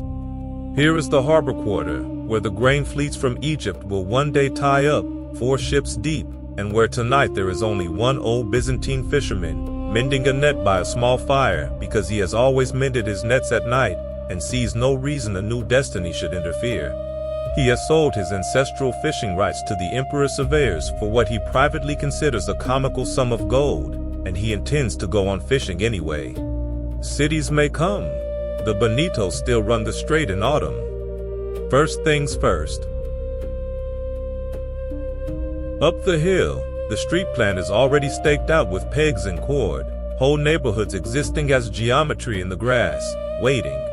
Walk up what will be the main avenue, the Mise, the middle way. It is a sheep path tonight, cord on either side. In 30 years it will be a colonnaded river of people. In 300 it will be paved with the traffic of 3 continents, silk going one way, amber the other. Straight up this slope, under your feet, in the dew and the dark. Every great street in the world was a line of cord and wet grass once, and somebody stood on it at night, like this, and felt the traffic coming, faint as a pulse. At the crown of the hill, the surveyors have marked the place of the forum that will bear the emperor's name, an oval, like a thumbprint pressed into the city's clay. A single column already lies beside the marking, porphyry, imperial purple stone from the one quarry in Egypt that yields it, shipped in drums, waiting to be raised with Constantine's figure on top. It will stand through everything, fire and riot and siege and empire after empire, scorched and bound with iron hoops, and it stands there tonight, 17 centuries later, in the middle of a modern city's tram lines, the oldest thing in the street by 1,000 years, still called, by those who love it, the burnt column. It is sleeping on its side now, in the grass, like a king before a coronation. You are one of the last to see it lying down. Listen, the water of the strait against the sea walls, slap and hush, slap and hush. Gulls stirring on the boat masts, not yet awake. The creak of a crane's rope in the wind. A night watchman's brazier crackling by the harbor gate. A city that does not yet know its own name, sleeping in its cradle of hills, with 2 seas for a lullaby. Let your own breath fall in with the strait. Slap and hush. Slap and hush. No one on this shore, not even the emperor, can know what has truly been founded here this morning. This city will outlast everything in our story. When Rome falls, this city will stand. It will stand for 1100 years more, the greatest city of the Middle Ages, golden-domed, many-tongued, unconquered behind walls that will become the standard by which all walls are measured. The empire we are watching fall tonight does not entirely fall, you see. It slips out the side door of history and moves east and lives on here for another 1,000 years, speaking Greek, calling itself Roman to the very last day. That is worth resting on in the dark. Endings, looked at closely, are so often just center shifting. The weight moves, the house is rearranged. Something is always carried out of the old rooms and kept. Down in the old town, in the narrow streets that will keep their tangle even after the avenues come, Byzantium's 700 years of ordinary life are asleep in their beds with no idea they have become historic overnight. Above one bakery, a baker's family sleeps in a row under one long blanket, eldest to youngest, and the seagull who owns their roof, a large, dishonest, beloved bird the children call the Admiral, sleeps standing on the chimney with his head under his wing. Cities change masters, marbles arrive, walls stride out across the hills, and the Admiral will keep this chimney through all of it, and his descendants will keep it after him. There are dynasties in every great city that no historian ever registers. The goals of this town will outlast 3 empires, and know it, and mention it, loudly, every morning at first light, forever. On the Asian shore across the water, the little town of Chrysopolis is asleep too, and behind it the hills of Bithynia roll away under the fading stars, farm by farm, all unaware. A donkey in a hillside olive grove wakes, considers braying at the enormous future assembling across the strait, and decides, correctly, that it can wait for morning. The future is always assembling somewhere across the water. The olive trees take the long view. They were here before the fishing town, most of them, and a few, gnarled in silver and entirely at peace, will still be dropping fruit on the same slopes when the city across the strait has finished being Rome and started being something else again. An olive tree is what patience looks like when it decides to stay outdoors. Constantine finishes his circuit of the hilltop as the blue begins, at the eastern rim of the sky, to thin toward silver. He stands a moment at the point of the promontory, where palace gardens will one day step down to the water in terraces of cypress and rose. Asia before him, Europe behind him, the current running soft between. His new coin, the solidus, minted in honest gold, will hold its value for 700 years, so long that around the Mediterranean it will simply be called the bezant, the coin of this city, trusted from Britain to India. His new faith, adopted after a vision before a battle, will reshape the inner life of the Western world. He carries all this quietly, in a plain cloak, in the last of the night. Behind him, in the town, the baker's ovens are warm now, and the first loaves are coming out, and a sleepy apprentice burns his fingers and laughs. On the water, a ferryman pulls out from the Asian shore, beginning the oldest commute on earth. The lighthouse fire pales as the sky lightens. One by one, the stars above the new walls go out, gently, in good order, like lamps in a well-run house. We will not stay for the sunrise. Dawn is for the waking, and we are travelers of the dark, you and I. Let the new city rise behind us, scaffold by scaffold, dome by dome, into its long golden future. We drift west again, and north, back toward the old river frontier, the Danube, where the next chapter of the night is gathering on the far bank, quiet as snowfall. Fires are burning there, hundreds of them, small and orange in the river mist. A whole people has come to the water's edge, and they are asking to come in. The Danube again, but wider here, near its mouths, and it is a late summer night in the year 376. The sky over the river is thick with stars, the whole slow wheel of them, and the river answers with fires. Along the far bank, the northern bank, campfires burned by the hundred, strung along the water for miles, each one small and orange and breathing, each one reflected as a wavering thread of gold in the black water. Around those fires sits a nation. They are the Goths, or a great part of them, tens of thousands, families, wagons, herds, the old and the newborn, and they have come to the river not as an army, but as something older and sadder and more human. They are refugees. Out of the deep east, out of the grass ocean beyond the forests, a new people has come riding, the Huns, swift and unfamiliar and terrifying, and the world of the Goths has broken under the shock. So they have done what people have always done. They have gathered what they can carry and walked toward the strongest safe place they know. And the strongest safe place they know is Rome. That is worth a quiet moment here in the dark.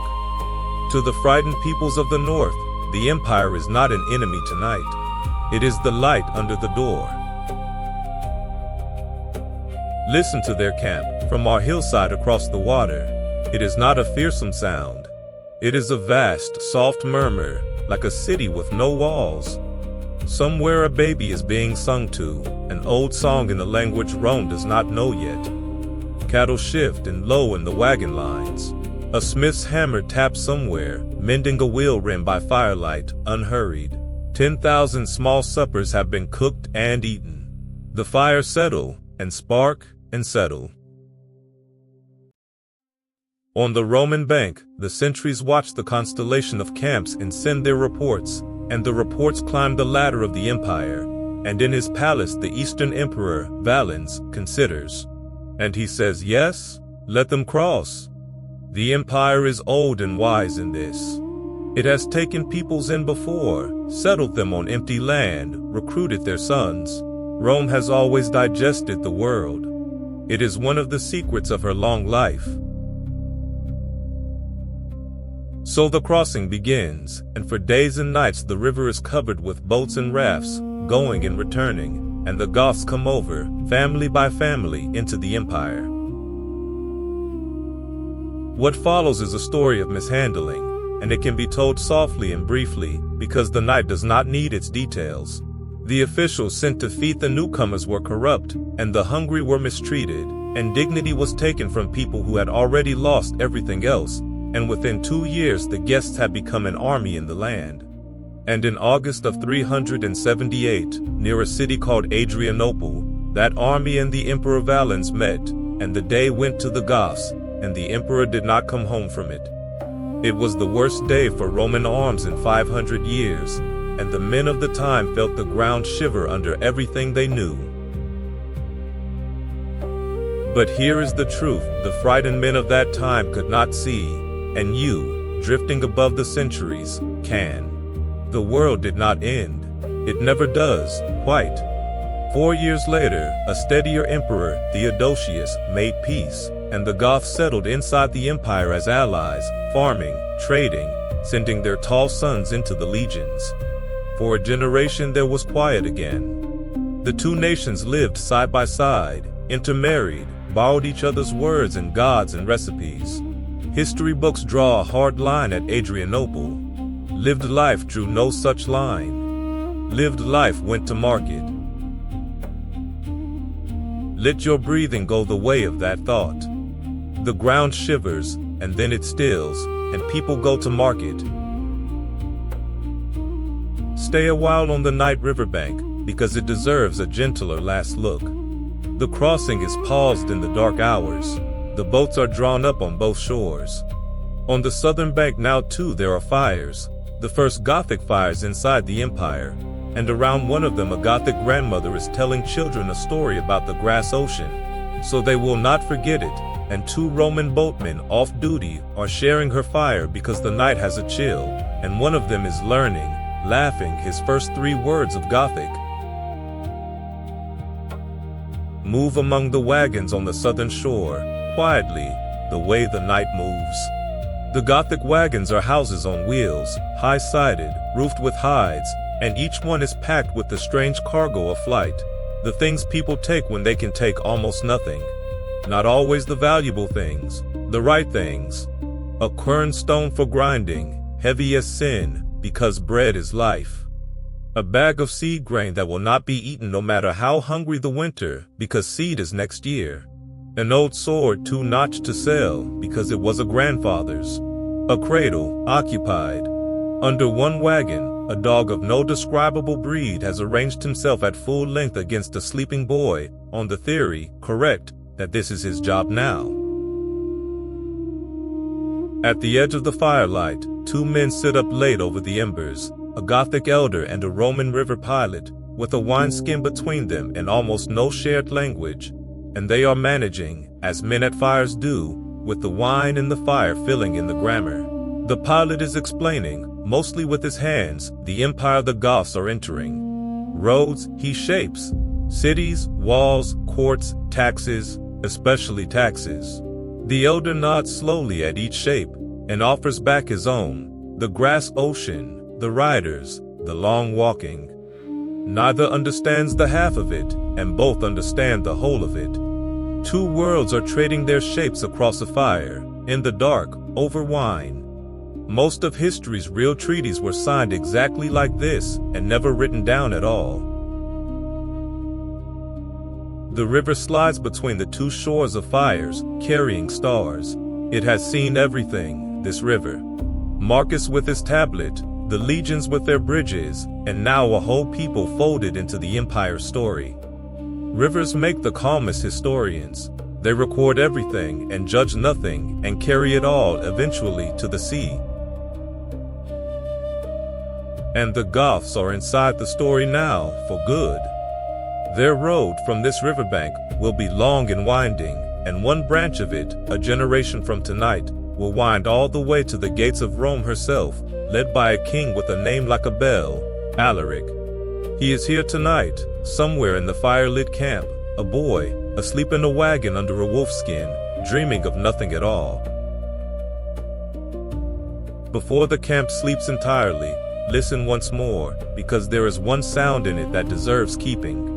Somewhere in the middle of the wagon city, a young Gothic woman is singing to a restless infant, and the song is a walking song, made on the long road out of the east, the kind a people composes without noticing, verse by verse, over 500 miles. It names the rivers they crossed, in order, so that even a baby will grow up with a map in her mouth. The Dniester, the Prut, the wide gray Siret, and now, tonight, the newest verse, the Danube, the last river, the one with the lights on the other side. The baby does not care about rivers. The baby cares that the voice goes on, and it goes on, low and level, and the rivers flow through it one by one, and the small eyes close somewhere around the Prut, as they always do, and the singer sings the Danube verse anyway, softly, to finish the map. Some songs are sung right to the end even after they have worked. This is one, yours is one. That is why I will keep talking a while after you are gone. The moon has crossed a good stretch of sky since we came to this bank. The boats lie beached in rows like sleeping fish. On the Roman shore, the duty officer of the crossing makes his last notes for the night by candlelight, numbers mostly, boats, families, wagons, and at the bottom of the tablet, being a man with a taste for the fuller record, he adds one unofficial line. All quiet on the river. Great numbers of stars.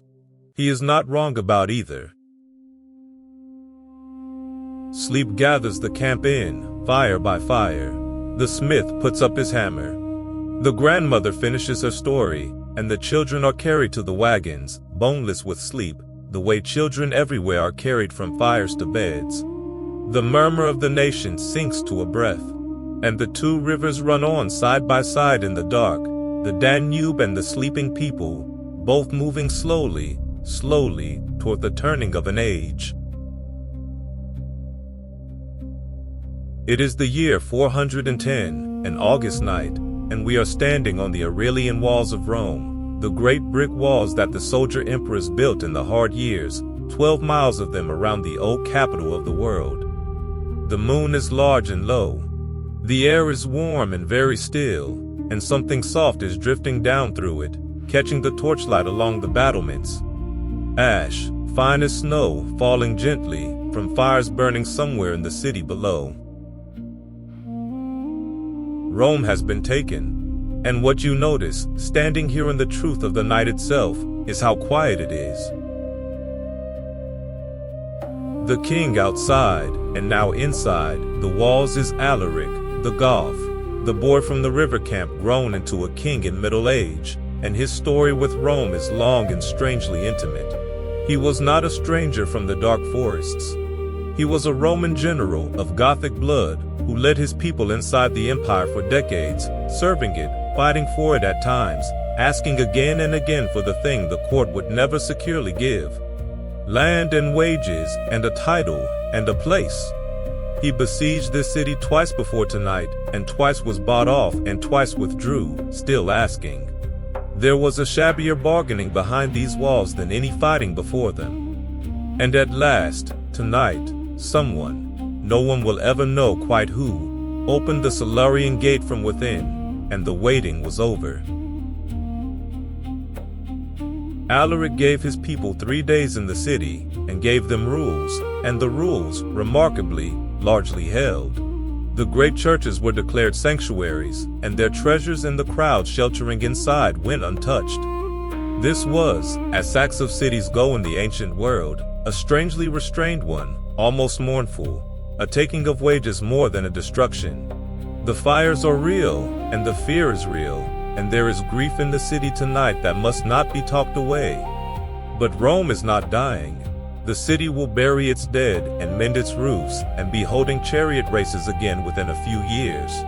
What has broken tonight is not the city. It is a spell. For 800 years, no foreign enemy had walked these streets as a conqueror. Not since the Gauls when Rome was young and small. Through all the wars and plagues and mad emperors and collapsing centuries, one fact had stood like a floor under the world. Whatever else happens, Rome herself is not taken. Tonight the floor has moved, and the whole world feels it. Far away in Bethlehem, the scholar Jerome, hearing the news, will write that his voice stuck in his throat, that the city which had taken the whole world had itself been taken.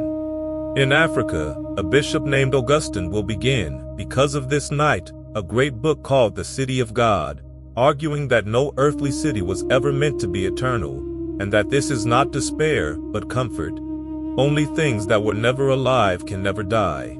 Cities are alive. That is their glory, and their price. Let that thought lie down beside you, softly.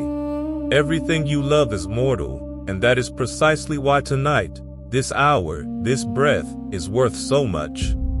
The Romans on this wall tonight would tell you so. Walk the battlement a little in the falling ash. The torches burn steady in the still air. Below, inside the walls, the city is mostly dark and mostly silent, holding itself, waiting for the third day to pass. But look closely, and the darkness is not empty. In the sanctuary churches, lamplight glows at the high windows, and inside, thousands are sheltering together, Romans and, in truth, many Goths as well. For the two peoples have been neighbors for a generation, and their families are tangled together like old roots.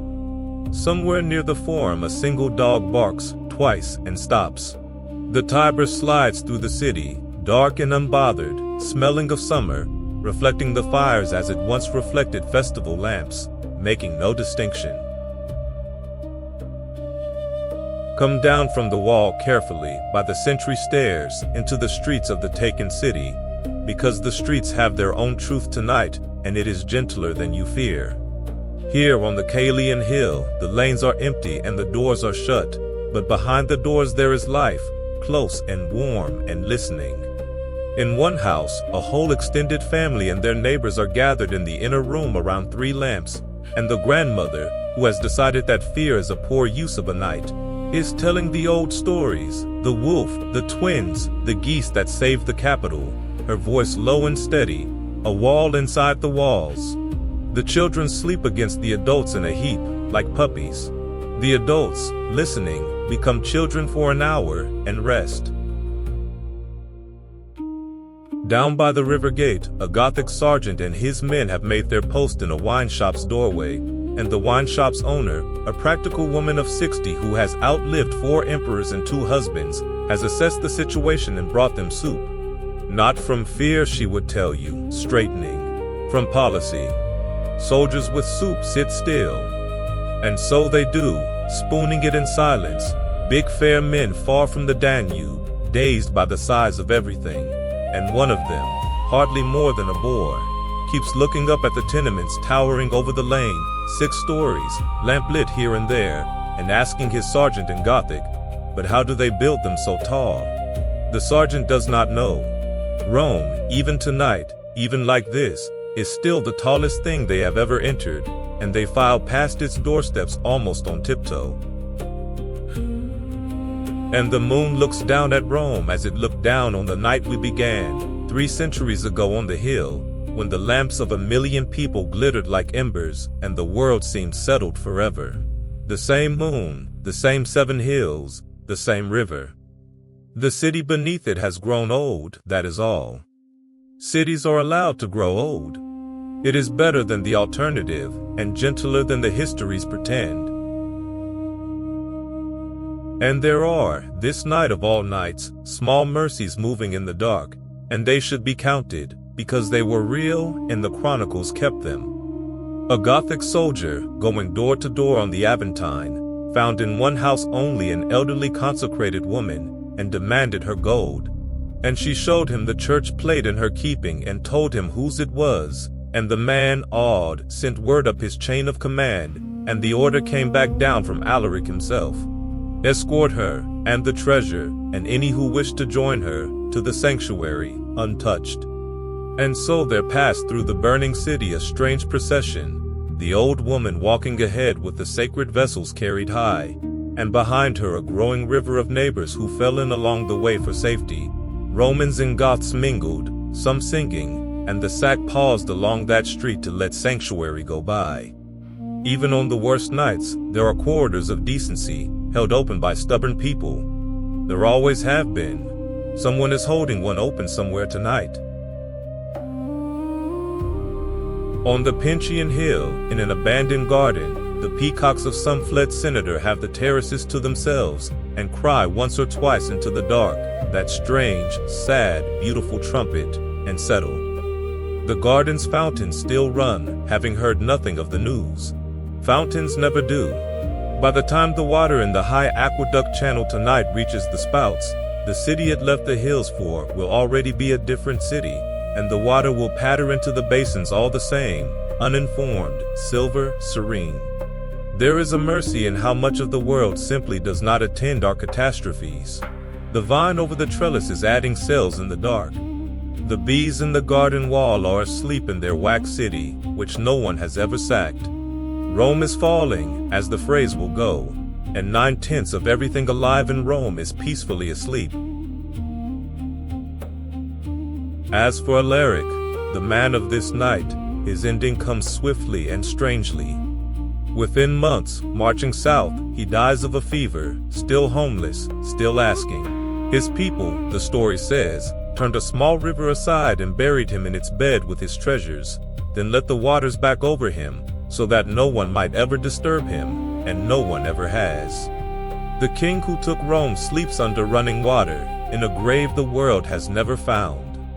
Even his enemies heard that story and were quiet for a moment. You may be quiet with them, here in the warm dark. The 3rd day will end.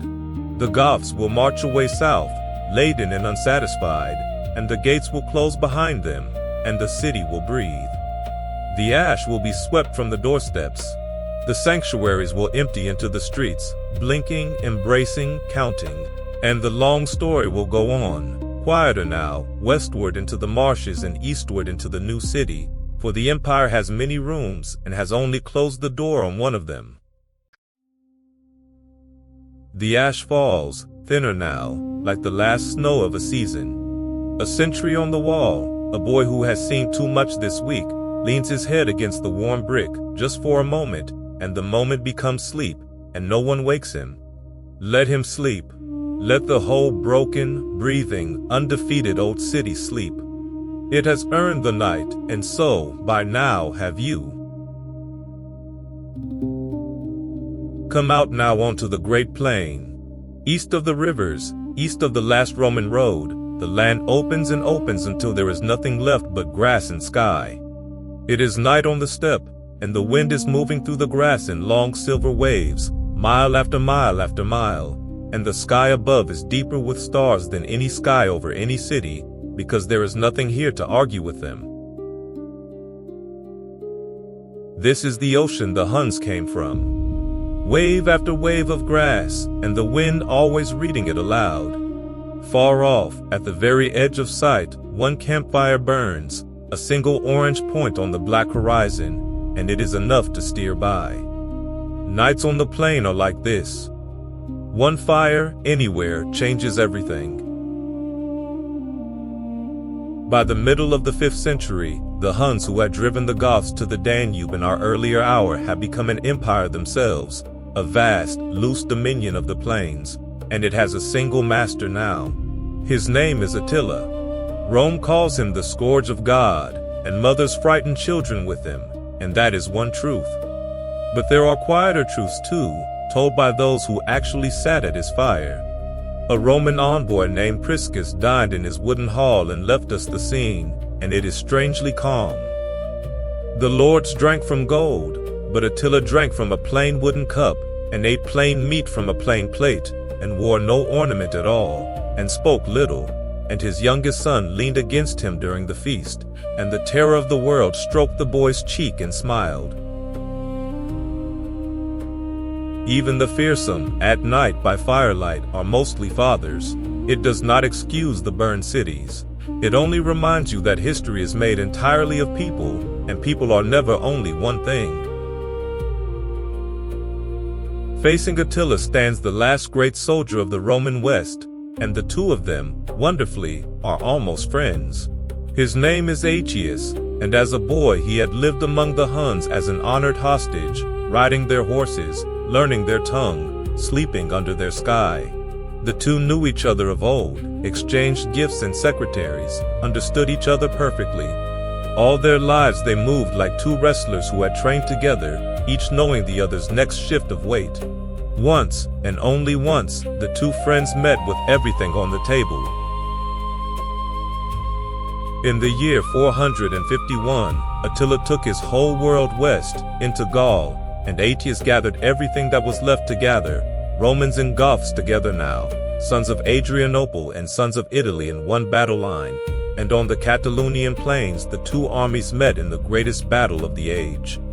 It raged from afternoon into darkness, and the field was terrible, and when the night finally imposed its truce, nothing was decided except the one thing that mattered. Attila, for the first time in his life, had not won. He turned his wagons east. The old world had held, one more time by its fingertips, under a general raised on the enemy's own horses. Listen to the grass a moment. The same wind that combed it before the battle combed it after. The same long hush, hush, hush. The plain never once interrupted its sound for all the history that crossed it. There is a deep rest in that, if you let it in. The wind is older than every empire in this story, and it has never lost a battle because it has never fought one. Attila died 2 years later, not in battle, but at a wedding feast, of a burst vessel in his sleep. His empire, which was held together by nothing but the gravity of him, dissolved within a generation, back into the grass, leaving fewer marks than the wagons had. The Huns pass out of history almost as suddenly as they entered it, like weather. On the plain tonight you can feel how that could be. The grass closes over everything here, evenly, without malice. And Aetius, the last shield of the West. His ending is the old sad Roman one. His own emperor, jealous and small, killed him with his own hand in a fit of suspicion, and a courtier said the truest sentence of the century. You have cut off your right hand with your left. But let that pass quickly, like a cloud over the moon. What lingers of Aetius is the other thing. The picture of him young, a Roman boy galloping bareback across this very plain, laughing in the wind, at home among strangers, learning that the world was wider than the walls he came from. Keep that picture. History kept it for you, across 15 centuries, so it must have mattered. Drift closer to the earth a while, down where the grass is. At this height, the plain is not empty at all. It is a city of small nations. Voles thread their covered runways under the thatch of last year's stems. A hare sits up in a hollow, ears reading the dark, and settles again. Ground birds sleep in scrapes, heads under wings, warm pebbles of life scattered for 1,000 miles. The wind combs over all of them equally, and they ride it asleep, the way sleepers in a ship's hold ride a sea. Whole empires of grass rising and falling, and not one of their citizens has ever heard of Rome. It is very restful, being where history isn't. Here and there the plain remembers, in its skin, the ones who passed. A ring of darker green where great camps' fires enrich the soil. A burial mound from some people before the Huns, before the Goths, before names, grassed over smooth as a knee, with a kestrel's nest on top now, the fierce little tenant asleep above forgotten kings. The plain keeps them all in its flat, honest way. It promotes no one. Kings get grass. Shepherds get grass. The grass is even-handed, and in this it is wiser than the chronicles, and it sleeps better. The single campfire on the horizon has burned lower. Around it, if we drifted closer, we would find only shepherds now, plain people of the plain, wrapped in felt against the night wind, their flocks folded close, a dog with one ear up, asleep and on duty in the same breath. The empires have passed over them, Hunnic and Roman alike, the way the wind passes over the grass, bending everything, breaking very little, keeping nothing. The shepherds remain. They always remain. Their fire crackles softly, the only argument with the dark for 100 miles, and it is a friendly argument, and the dark does not mind. The shepherds by the fire have a guest tonight, as it happens, a traveling holy man walking west to east across the world on some vow or errand he has half forgotten. And in exchange for bread and a place by the fire he has been telling them, in trade route pigeon and gestures, where he has been. He makes the fire his map. This ember, Rome. This ember, the new Rome, on its water. This long sweep of ash, the plain we sit on. The shepherds follow his hand gravely, nodding at the embers, men who will never go to either Rome and do not feel the lack. When he is done, the eldest shepherd returns the courtesy. He points upward and gives the stars their plain names, the names herdsmen use, the wagon, the hen and chicks, the herdsman himself with his bright eye, and this map the traveler follows just as gravely. 2 atlases exchanged over one fire, and both correct. Then the wineskin goes around once more, and the talk falls away into the comfortable silence of men who have run out of maps, and the fire has all their empires in it, settling softly, going gray at the edges, keeping its heat at the heart. Overhead, the stars will at their own pace, 1 degree at a time, the slowest of all the night's travelers. Low in the north, a faint glow breathes above the horizon, the plain's own aurora, pale green and silver, rising and fading like something enormous sleeping just out of sight. The grass hushes, the fire settles. The dog's ear relaxes, slowly by degrees, and finally folds. Let yourself fold with it. The great struggles of the world, seen from far enough away, on a wide enough plain, under enough stars, become what they always really were. Weather, passing weather over permanent grass. Westward now, one last time. Away from the plain, back over the rivers, over the Alps standing white in the starlight, down into Italy, where the story that began on 7 hills is coming, very gently, to its final evening. There is a city in the marshes there, ringed by still water, and in that city a boy is going to bed, and he is, though the word has nearly finished meaning anything, the Emperor of Rome. Ravenna, in the marshes, in the year 476. The city floats on the edge of things, ringed by lagoons and reed beds and long silver channels of still water, joined to the world by causeways that vanish into mist. Emperors moved here from Rome long ago because the marshes made it safe, and the marshes have kept their bargain. Nothing moves fast in Ravenna. Even the water only breathes. It is night, and the mist is out among the reeds, lying in soft banks over the lagoons, and the moon rides above it all, doubled perfectly in the still water. Fireflies drift over the marsh, little slow sparks, appearing, fading, appearing again somewhere else, as if the darkness were gently thinking. In the whole drowned, silvered landscape there is one warm light burning. A single lamplit window, high in the palace. The window belongs to the Emperor of the West, and the Emperor of the West is a child. His name, and history has never gotten over this, is Romulus. Romulus, like the founder, the boy of the wolf in the hill and the first furrow. The soldiers coined a mocking nickname, Augustulus, Little Augustus, so that the last name in the long ledger of Western emperors reads like a fond diminutive, as if the whole story at the very end had turned back into a child. He is perhaps 14. He was placed on the throne by his father, a general playing the old game of thrones behind thrones, and he has reigned, if that is the word, for 10 months, signing what he is given, wearing what he is dressed in. He has, this boy emperor, a tutor, because even nominal emperors must decline their nouns, and the tutor is the one person in the palace who has never once been afraid of him, which is why the boy likes him. Their lessons happen in a room overlooking the lagoon, and lately, sensing the weather of the times better than he lets on, the old man has quietly shifted the syllabus. Less rhetoric, fewer speeches of Cicero, since it seems unlikely the boy will be addressing any senates.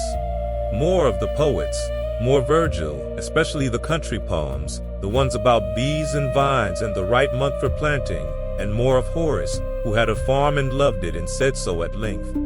If the boy noticed the change, he has not said. But he has begun, the servants report, reading past the end of the lesson on his own, which no Caesar in living memory has been accused of. A tutor cannot save an empire. He can pack a mind for the journey ahead of it, and this one, seeing the road fork before anyone else did, has packed the boy for the garden, not the throne. It is the most useful thing anyone has done for the Western Empire in years. By this year, the Western Empire he nominally rules has quietly become an honorary idea. Britain has been on its own for 2 generations. Gaul, Spain, Africa have kings of their own, Goths and Vandals and Franks, most of whom keep Roman law for their Roman subjects and Roman clerks in their chanceries, and are, in their way, sincerely respectful of the thing they have inherited and ended. The empire in the West is now the size of Italy, and then, this year, the army of Italy itself, unpaid and patient too long, finds a leader, a tall soldier named Odoacer, and the last transaction is at hand. And here is the mercy in this famous ending, the reason it can be told at bedtime. No city burns. There is no last battle. Odoacer's men take Ravenna almost as a formality. The boy's father is gone in the fighting before it, but for the child emperor himself, Odoacer, at the last moment on the record, feels something unexpected. Pity, say the chronicles. He was moved by the boy's youth, and, one adds, his beauty, the way he stood there in the purple that had never fit him. And so the fiercest scene in the Western Empire story never happens. Instead, there is, of all things, a retirement package. Romulus Augustulus is asked, gently, for the crown and the cloak. He gives them. He is granted a pension, a generous one, and a villa by the sea in Campania, in the soft south, with gardens and his family around him, and there he is sent, out of history, into something much kinder. A long, obscure, comfortable life. There is evidence he was still living quietly half a century later, an old man in a garden by the Bay of Naples, the last emperor of the West, tending, perhaps, like Diocletian before him, to his vegetables. The empire began with a Romulus and ended with one, and the last of all the Caesars was allowed, at last, to be simply a boy, and then simply a man, and then simply old in the sun. Let the strange gentleness of that settle in. The fall of Rome, the actual moment of it, the event the textbooks mark with the year 476, was a tired soldier deciding not to be cruel to a child. Odoacer did one more quiet, enormous thing. He gathered the imperial regalia, the diadem, the purple, the ornaments of an office 8 centuries deep, and he did not put them on. He packed them with a respectful letter and sent them east to Constantinople, to the emperor there, with a message of disarming humility. One emperor, he wrote in effect, is enough for the whole world. I will govern Italy in his name, as his officer. And the East received the regalia and filed the fiction, and life in Italy the next morning continued almost unchanged. The court sat. The Senate of Rome, that immortal committee, went on meeting, and would keep meeting for another century and a half. Something profound had ended, and nobody's bread was late.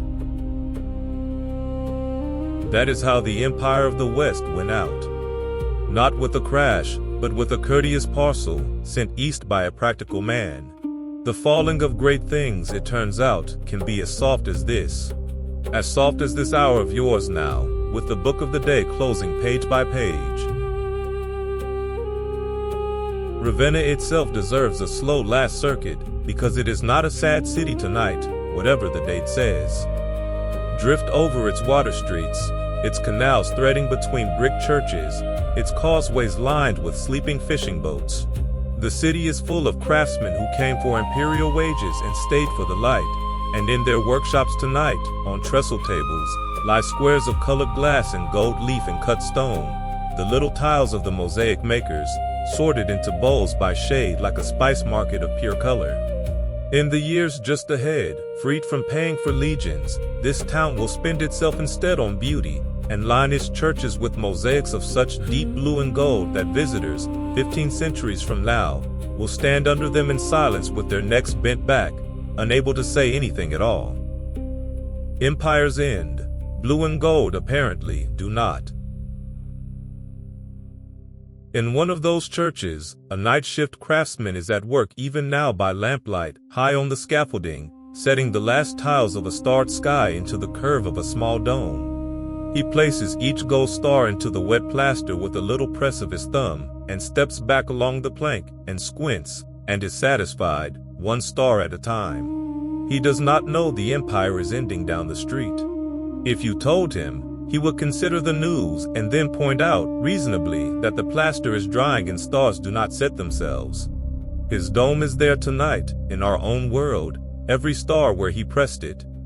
It has outlasted the empire, the kingdom that followed, and every government since, and it is generally agreed to be one of the most peaceful rooms on earth. That is what was going on in Ravenna in the year 476, officially, the fall of Rome. Actually, a man on a plank, pressing stars into the sky with his thumb. Look back at the palace window, the one warm light over the water. The boy is at the window for a moment before bed. Tomorrow they will tell him about the villa, the gardens, the sea. Tonight he only looks out at the mist on the lagoon and the fireflies making their slow constellations among the reeds, and he is, the sources allow us to imagine, not afraid. The marsh breathes, and now crosses the moon's reflection without disturbing it. Somewhere down in the reeds a marsh bird settles, resettles and goes still. Then the lamp in the window goes out. And there it is, as quiet as that, 1,200 years from the wolf on the hill to a boy blowing out a lamp in the marshes. No thunder, no final chord, just the light going out over still water, and the water holding the moon exactly as before, as if to show that when one light is put down, the older lights go on being carried. The mist moves in from the lagoons, soft as sleep itself, and folds the palace away, tower by tower, wall by wall, until only the marsh is left, silver and breathing, and the fireflies, drifting and thinking, and the moon on the water, and you, warm where you are, at the end of the long story, with only one gentle question left in the night. What remains? Stay with me, drowsily now, and we will count what remains. It is more than anyone that night in Ravenna would have believed. Come back, one last time to the 7 hills. Centuries have passed since the lamp went out in Ravenna. It is night, as it always is on our visits, and the moon is up over Rome, and the city below is smaller now, and greener, and unspeakably beautiful. The ruins stand among gardens and olive trees. Broken columns rise out of wildflowers. Sheep graze in the forum where the lawyers used to shout, and their bells knock softly in the dark. The humblest music the old square has ever hosted, and somehow the most fitting. We have come to count what remains. Counted drowsily, like coins in a warm pocket. There is no test at the end. There is only sleep. The aqueducts remain, marching their broken arches across the moonlit fields, and some are not broken at all. One of them, mended by popes, still brings water down from the hills, and it still ends in fountains, and the fountains still murmur all night in the empty squares, the sound Rome makes when everything else is quiet. It has never once stopped, that sound, in all the centuries between that first night and this one. If nothing else of the story stays with you as you drift, let it be that. The water never stopped. The roads remain. Under the pastures and the modern pavements, the old stones lie in their beds of sand and gravel, layer upon patient layer, and men and women still walk to work above them, tracing lines drawn by surveyors 2,000 years dead. The bridges remain, some of them, still carrying their traffic across the same rivers. Built carefully, layer by layer, remember, lasting longer than anyone dared to hope. The language remains, and this is the sweetest secret of all. Latin did not die, it only did what everything in this story did. It softened and settled and changed shape in its sleep. It became Italian and Spanish and Portuguese and French and Romanian, a family of daughters singing variations of their mother's songs. Every night, in a broad belt of the world, hundreds of millions of people murmur good night to each other in evolved Latin, without thinking of it, and the empire hums on in every syllable. And even you in English cannot get through a sentence without it. Family, fortune, memory, tranquil, lunar, gentle. The legions are gone, and the words came instead, and stayed. The law remains. In courtrooms from Edinburgh to Buenos Aires, principles first argued in that tired, faithful Senate house still shape the daily justice of the living, innocent until proven guilty. The letter and the spirit, the long patience of procedure, which is only fairness moving at a careful speed.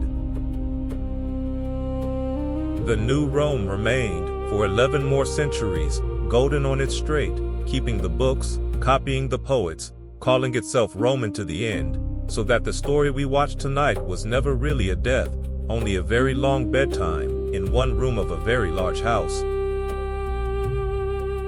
And the city itself remains. Rome, the actual, physical, stubborn city, has never once been empty in all this time. Not for a single night. Through every century of this story and every century since, someone has always been asleep in Rome.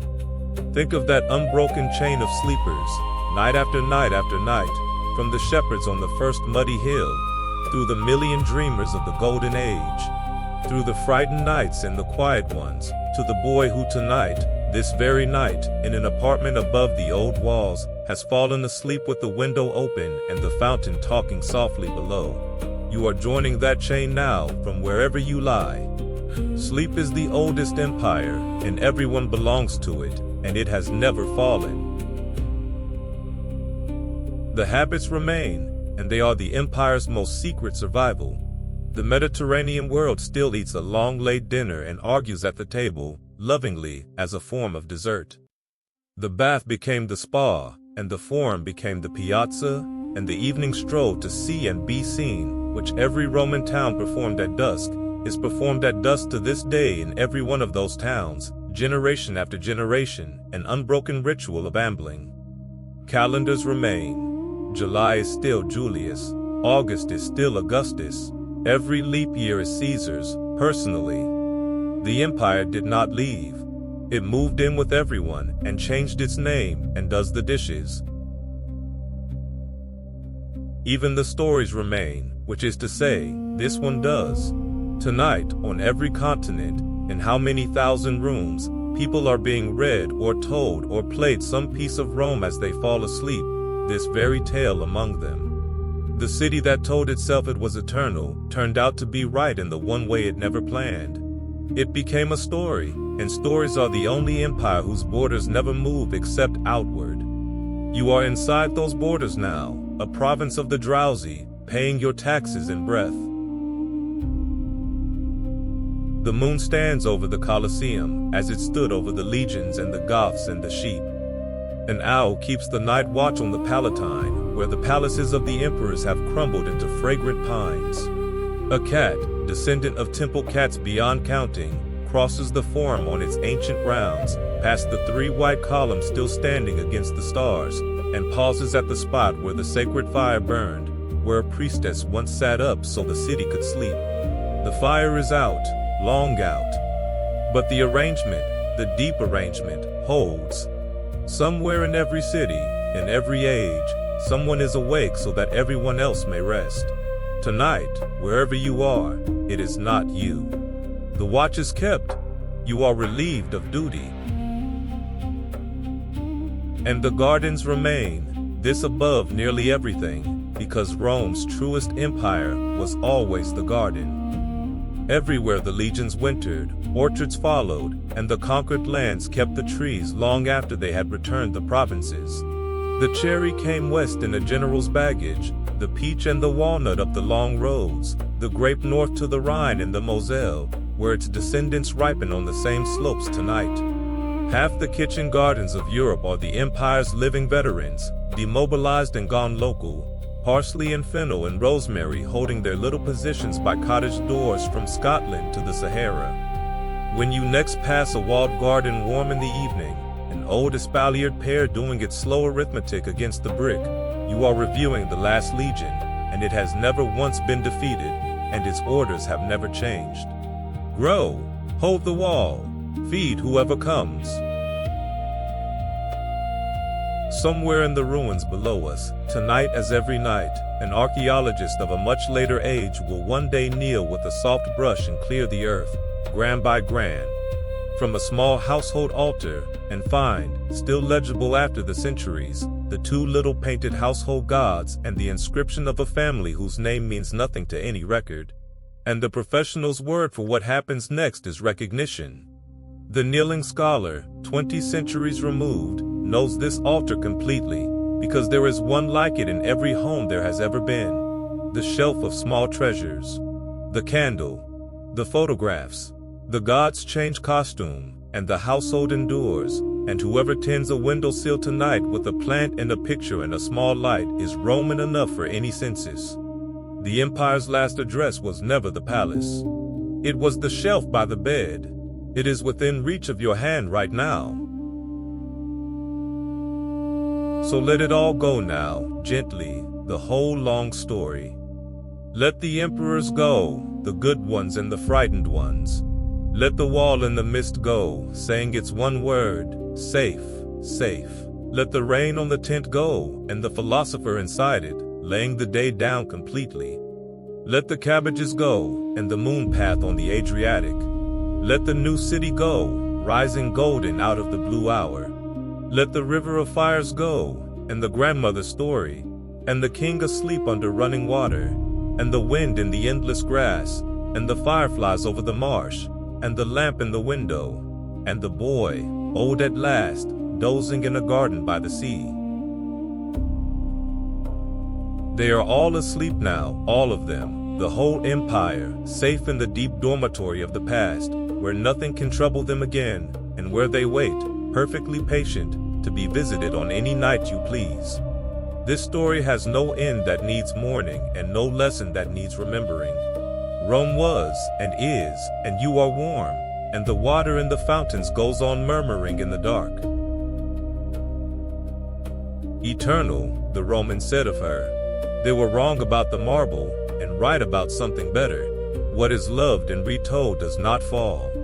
It only settles, layer upon layer, like snow, like blankets, like sleep. Good night, traveler. The lamps are out on the 7 hills. The moon is on the water everywhere from Britain to the Bosphorus. The empire of sleep receives you now, its newest and most welcome citizen. Breathe out slowly, one more time, and sleep.